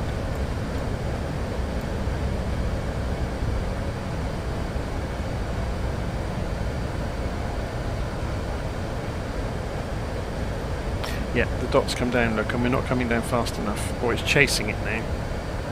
And it's accelerating as it chases the dot. So where we descended early, it's as I presumed, it was holding 1,000 feet a minute. Now, is it going to ask us if it needs us to help it? So it's climbed up, it's getting faster and faster, look, as it's now it's gotten below the profile. So it's chasing it, it's doing its best.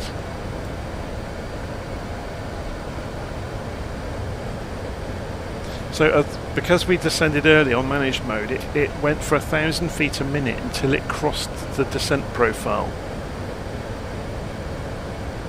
And then it started chasing it, and it's now coming down at, what, 2,500 feet a minute.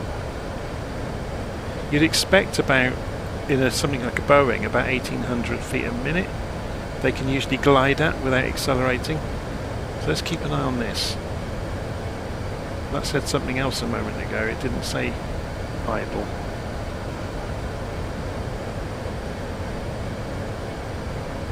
So it's essentially gliding at about 2,200 feet a minute then.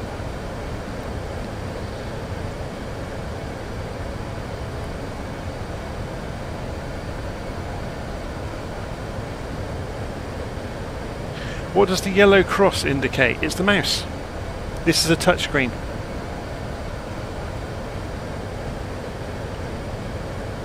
It's the same as the others are.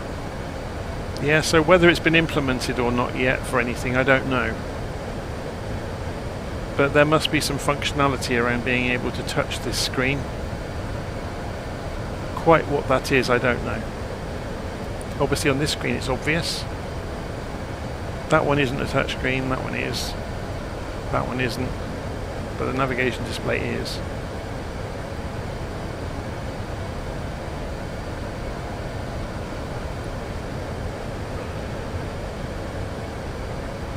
Okay, we're getting there. And we're dead on profile now, look. The aeroplane's sorted itself out.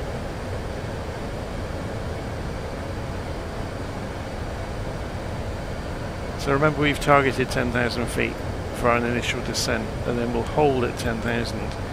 It's predicting here. Actually, look, it's not. It's a bit dumb about that.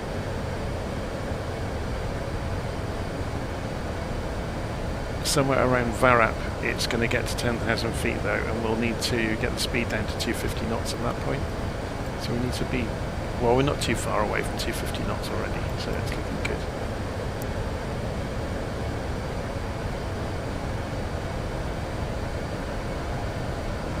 What's the transition altitude? 7,000 feet in Italy, and we said that it's 1024 on the ground. And the wind was 40 degrees, 11 knots. So there's a small tailwind component, but not much.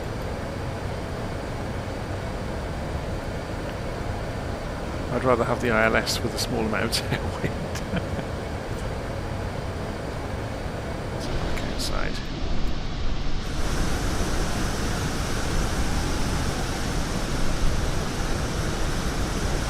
basically gliding down towards Sestri. So I think that's the airfield there. So we're going to fly out that way, loop round and come back. Yeah, you can see it here, look. So there's the airfield. And a teardrop we're going to fly to come into it. You'll see it a bit more closely in a moment as it comes into view on the navigation display.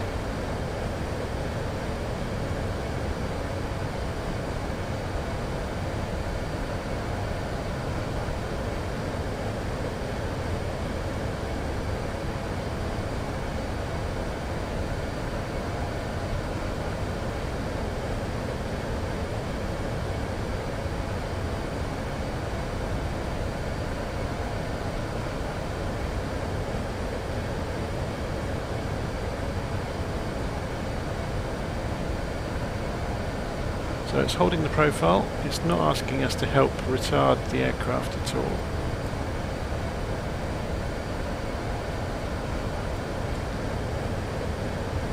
Like I said earlier, my only worry is because we hadn't got any wind data plugged in, this may all be wrong.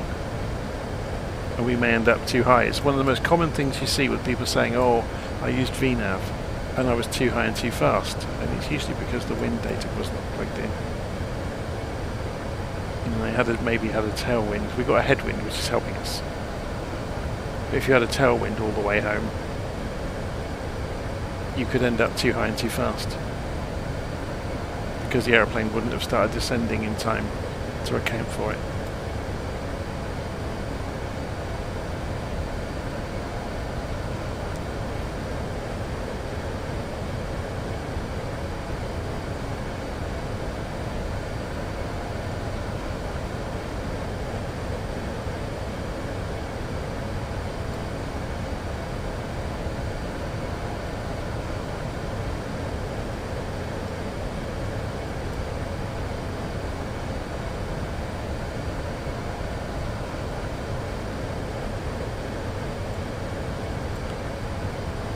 Interesting flight plan, isn't it? Proper teardrop and then straighten out for approach.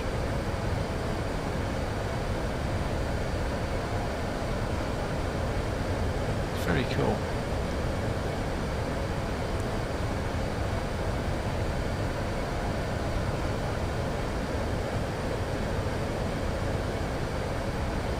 Should have another look at the amazing flight sim doing its thing with the scenery.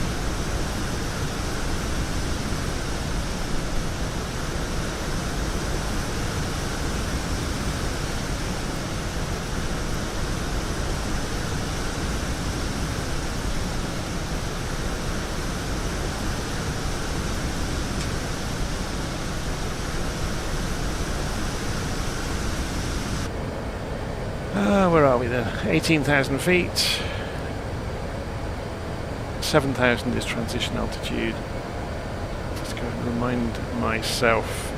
What was it? 1024.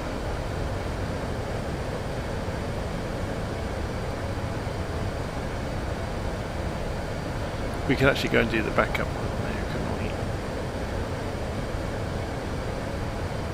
Then you get to see what the discrepancy is between, or disparity between, it's about 200 feet difference, look, between local barometric pressure and standard.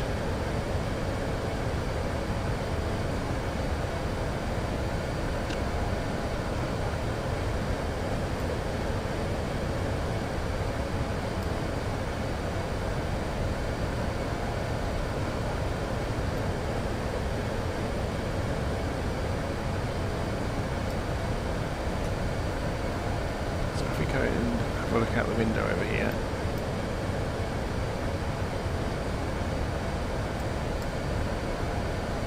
There's the airfield.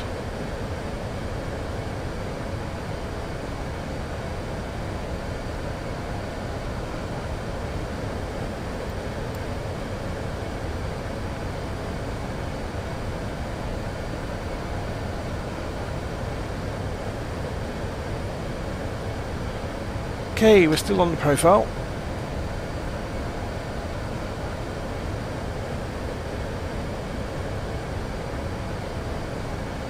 $5,000 to drop, and then we have something to do. That's the only problem with the Airbus, isn't it? You're basically babysitting a computer.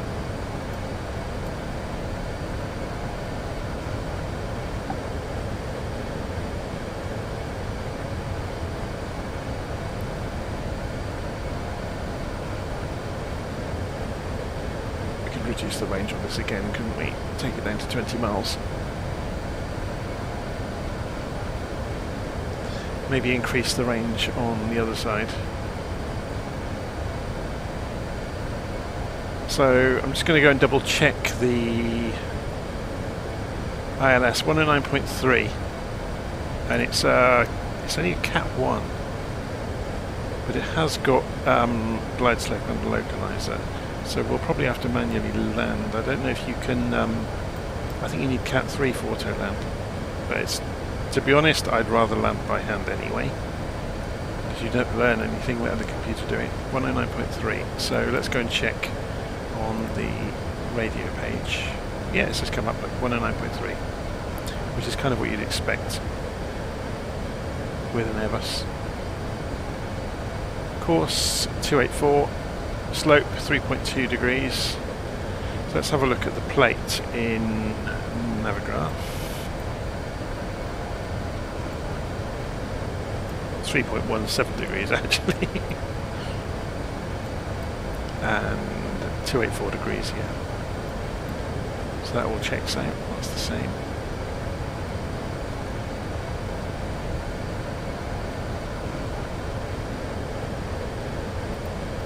Flight plan for the moment.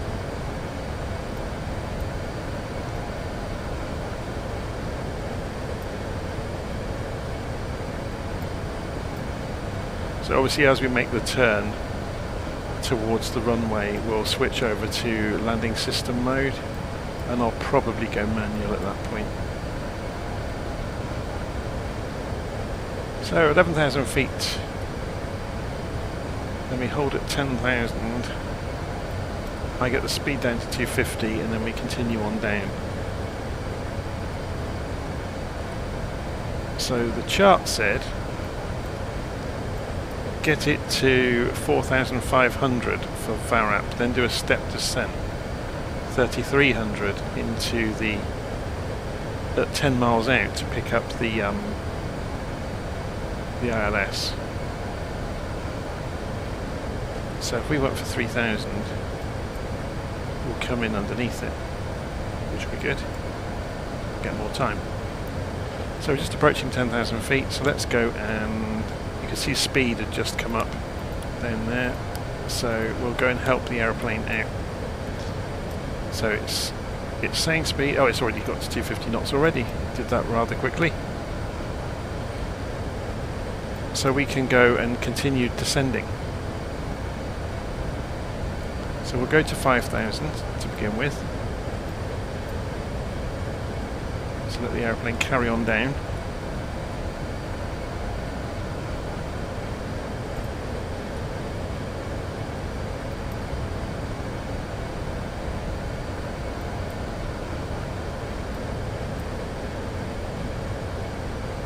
So it's got 5,000 feet here, look, as a target to come down to. It was 6,000 back there, so we are a bit high.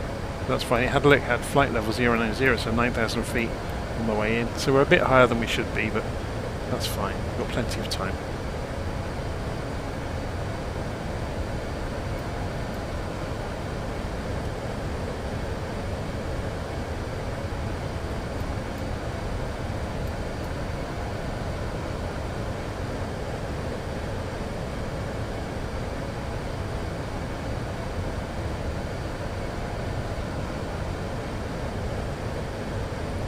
Now, is there anybody near me? Should I put TCAS on?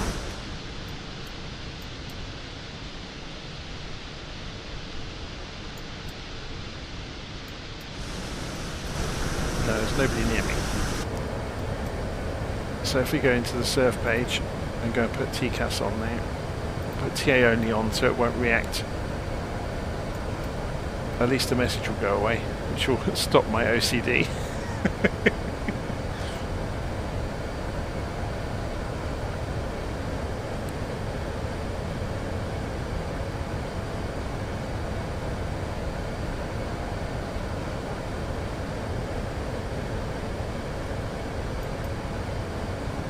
So what we could do now, we're down to 8,000.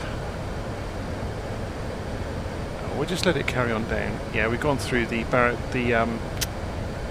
approaching 7,000, so it's flashing. It wants us to go and put the barometric pressure in. So what was it again? 1024. Or if you're in the wrong scale, there we go.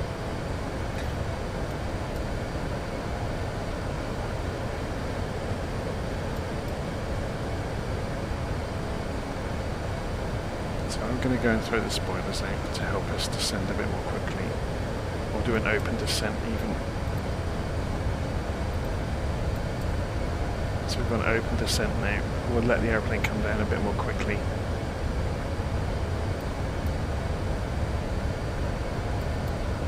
So we're just not in so much of a rush.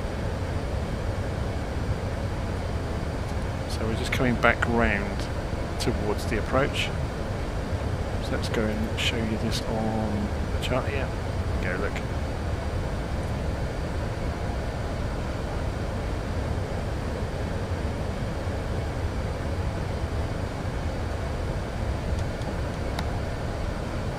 Take the spoilers back away.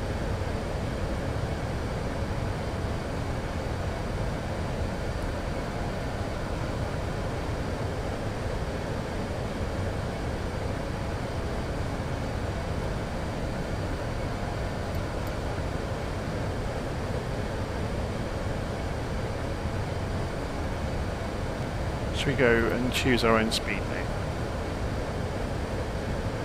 220 knots please, and we'll go first stage of flaps.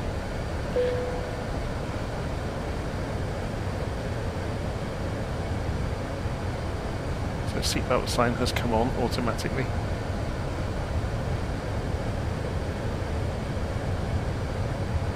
See, this is interesting, isn't it, look, because now, did it want us at 5,000 all the way through there? Let's go and have another look. We won't have to climb back up. No, it's saying 4,000, but there's this sort of great lump of land, and we're going to be turning right over the corner of it. So I think I'm going to go back to 4,000, thank you very much.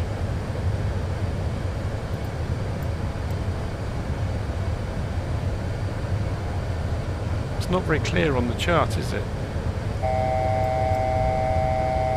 Oh, look, plus 4,500. That was there, I just didn't read it properly.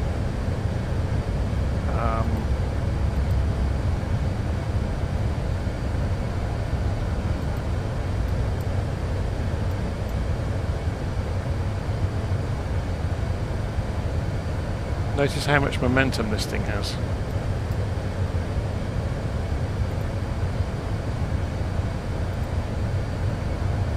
An open climb to get there, otherwise it will just do nothing for the next couple of minutes. Okay, we don't really need any of the rest of it now. So, are we seeing any sign of...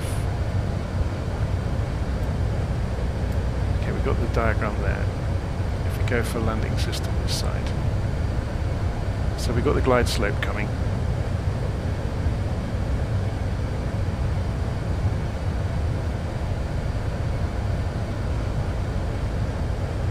It should turn left any time now.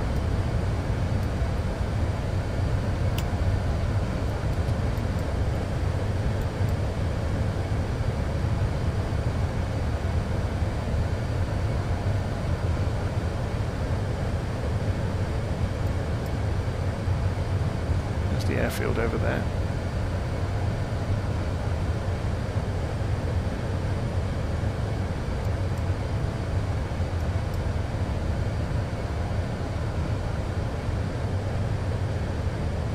On managed heading mode, it's been doing this very late, isn't it?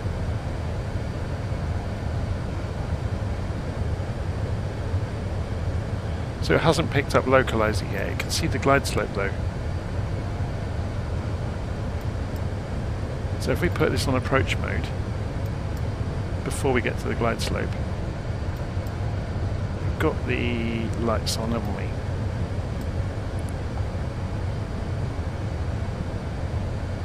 So runway is out in the distance in front of us, so gear can come down.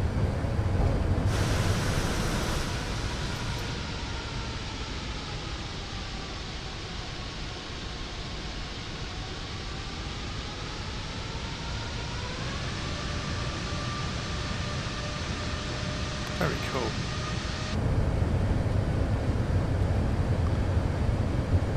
And I'm about to start earning my money in a moment. My pretend money. So, head tracking on. Let's get ready to turn all the assistance off. We'll wait until we're fully engaged.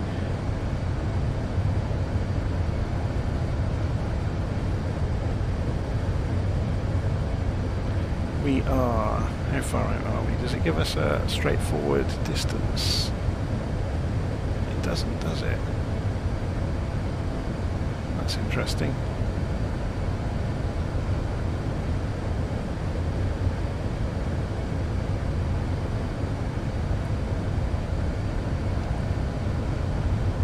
Okay, so I'm going to disengage the autopilot. That will kick off an alarm.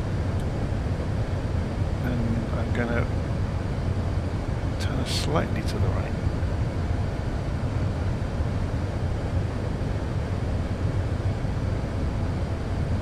Let's turn off the auto throttle as well.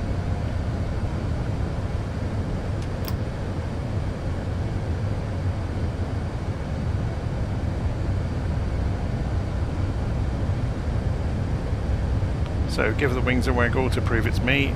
Cool, it's heavy. It reacts like a sloth in a bathtub full of molasses. 2,500.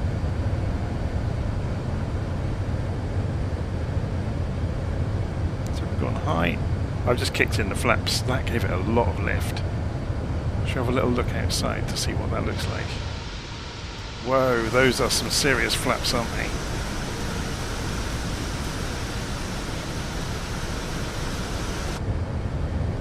Let's keep an eye on the instruments. It's still not appearing to show a localizer, which is really odd. But we have got a glide slope.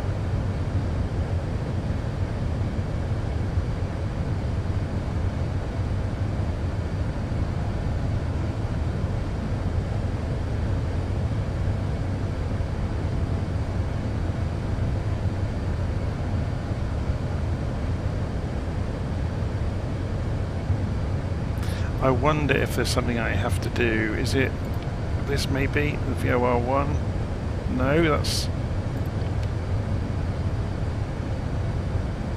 I'm not going to fiddle around too much because we're visual anyway. Gone a bit high while I was fiddling with that. So we're on full flaps now. Normally you wouldn't be flying it in manually. I just want to get a hang of the aeroplane really. So we're off to the left. We can see the puppy lights now. So the puppies are saying we're high, which agrees with the glide slope. 2 reds, 2 whites, just about resolve them over there inside the runway. 150 knots, it's fine. We'll come in a little bit more slowly. Just dropping the speed back. I think, yeah, there's a crosswind, look, 15 knots 400. From the right. It's pushing us left. And we've gone low. While I was worrying about that. So let's just ease it back. And then we're going slow.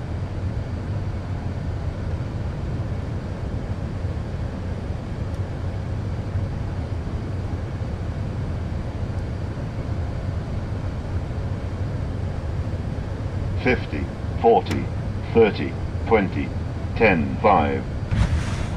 Bit hard.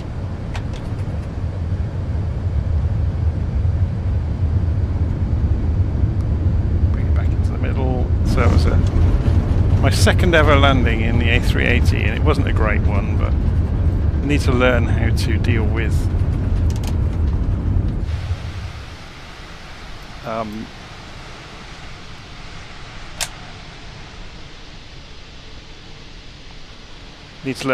crosswinds a bit better.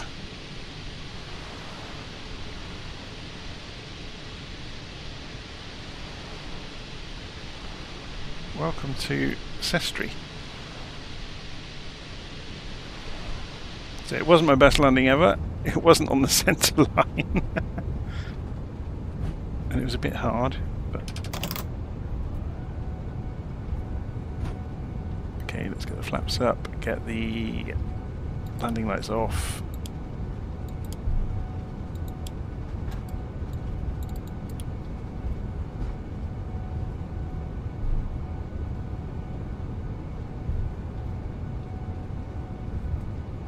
I know I've taken them off too early, don't worry, before I get raked over the coals for it. So the strobes can go to, whoops, off. I wonder if there's any airplanes parked here that we can go and sit next to that will show how ridiculously big this thing is.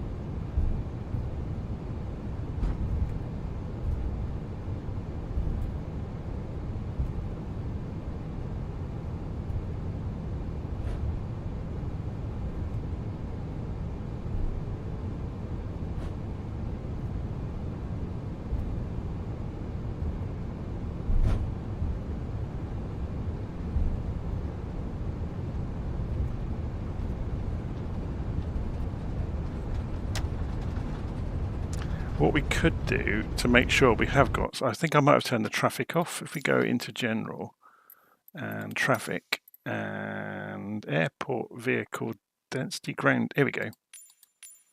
So if we turn this on, we'll get some aeroplanes parked up.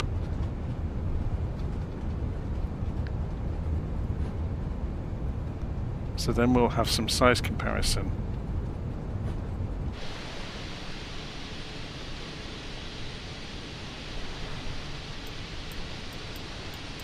And you get some idea. Look at the cars.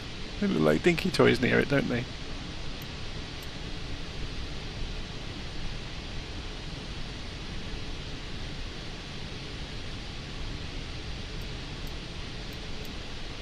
And yeah, there are some planes down here. Look, we'll go and park up near one of them.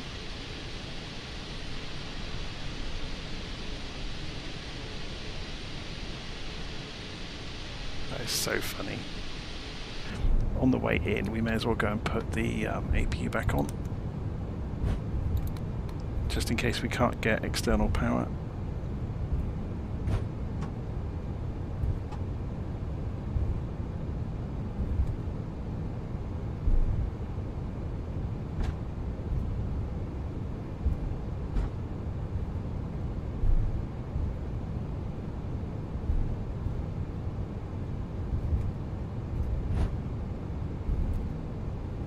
Shame there's nothing bigger in.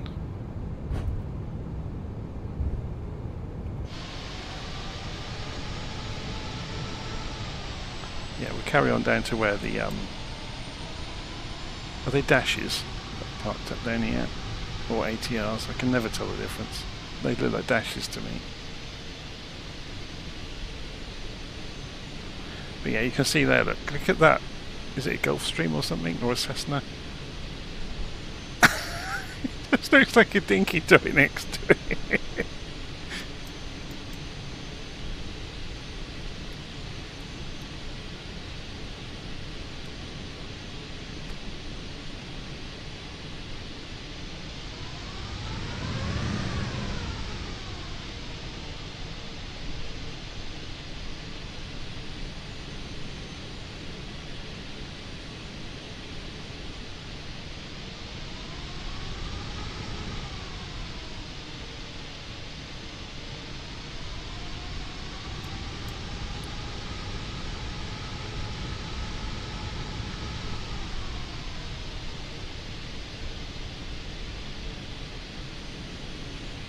think we better not park next to them because it will just give them an inferiority complex. Can we get anywhere near this air bridge? Oh, I suppose that's where we're supposed to be parking, isn't it? We left it a bit late to make the turn. Watch the wing on the building.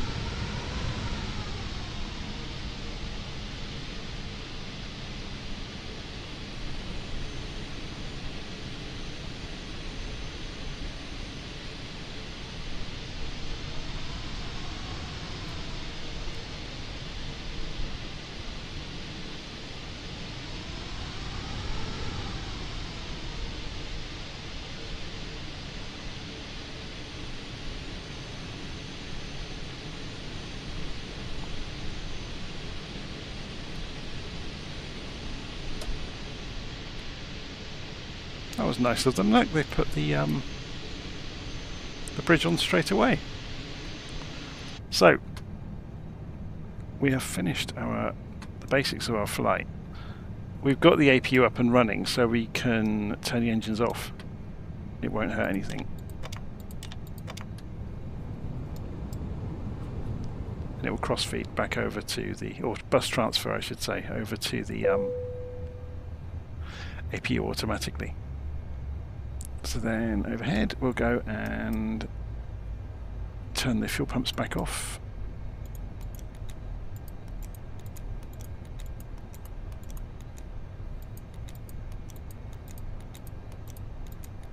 It's a lot of fuel pumps, isn't it? I suppose a lot of fuel tanks, I suppose.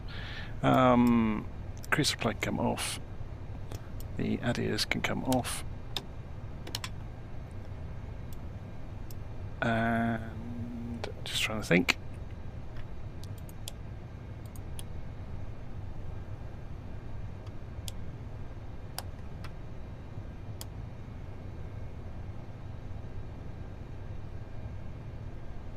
And we should be ready to go. No, we have actually got external power available, look. So we can go over to that now, turn off the APU. Then if we turn this off, we'll go back to just the batteries. And then if we turn all of those off, then the whole plane should go dark. That's interesting. Why has it not gone dark? The batteries are off. External power is off. APU is off. Maybe they haven't implemented that yet. Interesting. I was expecting it to have gone cold and dark then.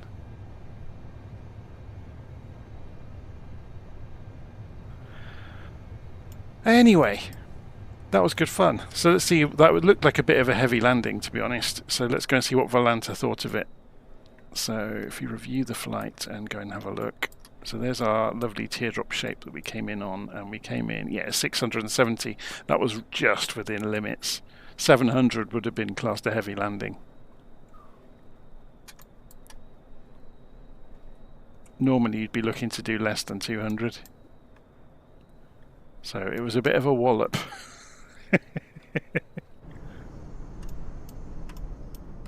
But there we go. You get some idea of the sense of scale. Look, once you see the cars and trucks.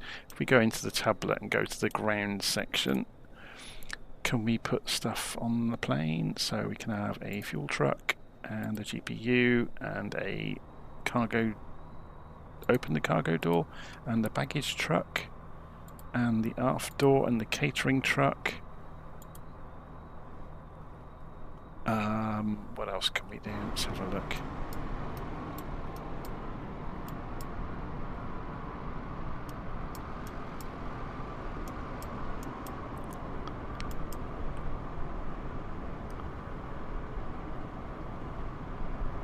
So this is going to test out the catering truck, isn't it? Can it get that high?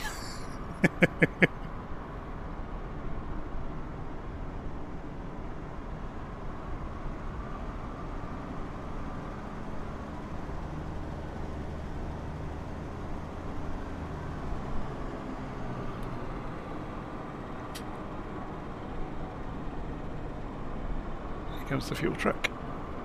Might need more than one or two of them.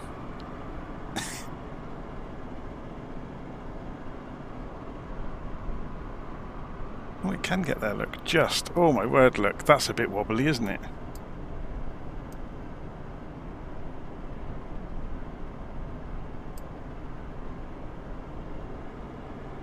So it looks like that's about to open, but it hasn't opened yet.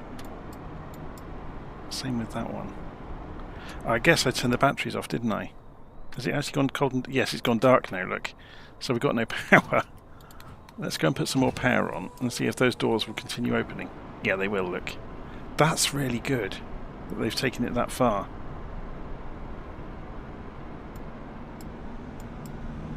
So it did just take a while for the power to die.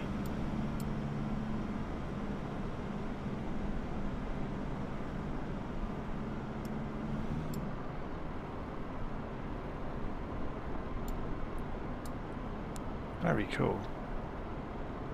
So while we're doing that, let's go to the drone camera. I want to go and have a look in the baggage hold. Oh, there we go. The fuel truck has just come in.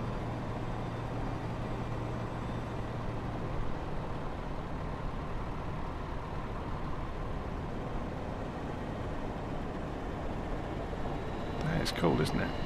So that's the forward baggage hold. Presumably there's a rear one as well. That's not as big.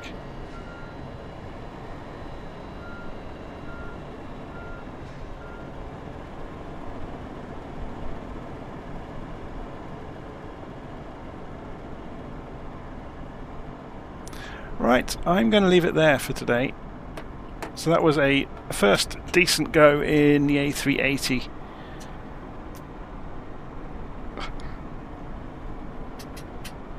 I expect I'll be back in it in the coming days and weeks as I learn more about it, and I'll obviously update the document that I made available on Ko-fi earlier.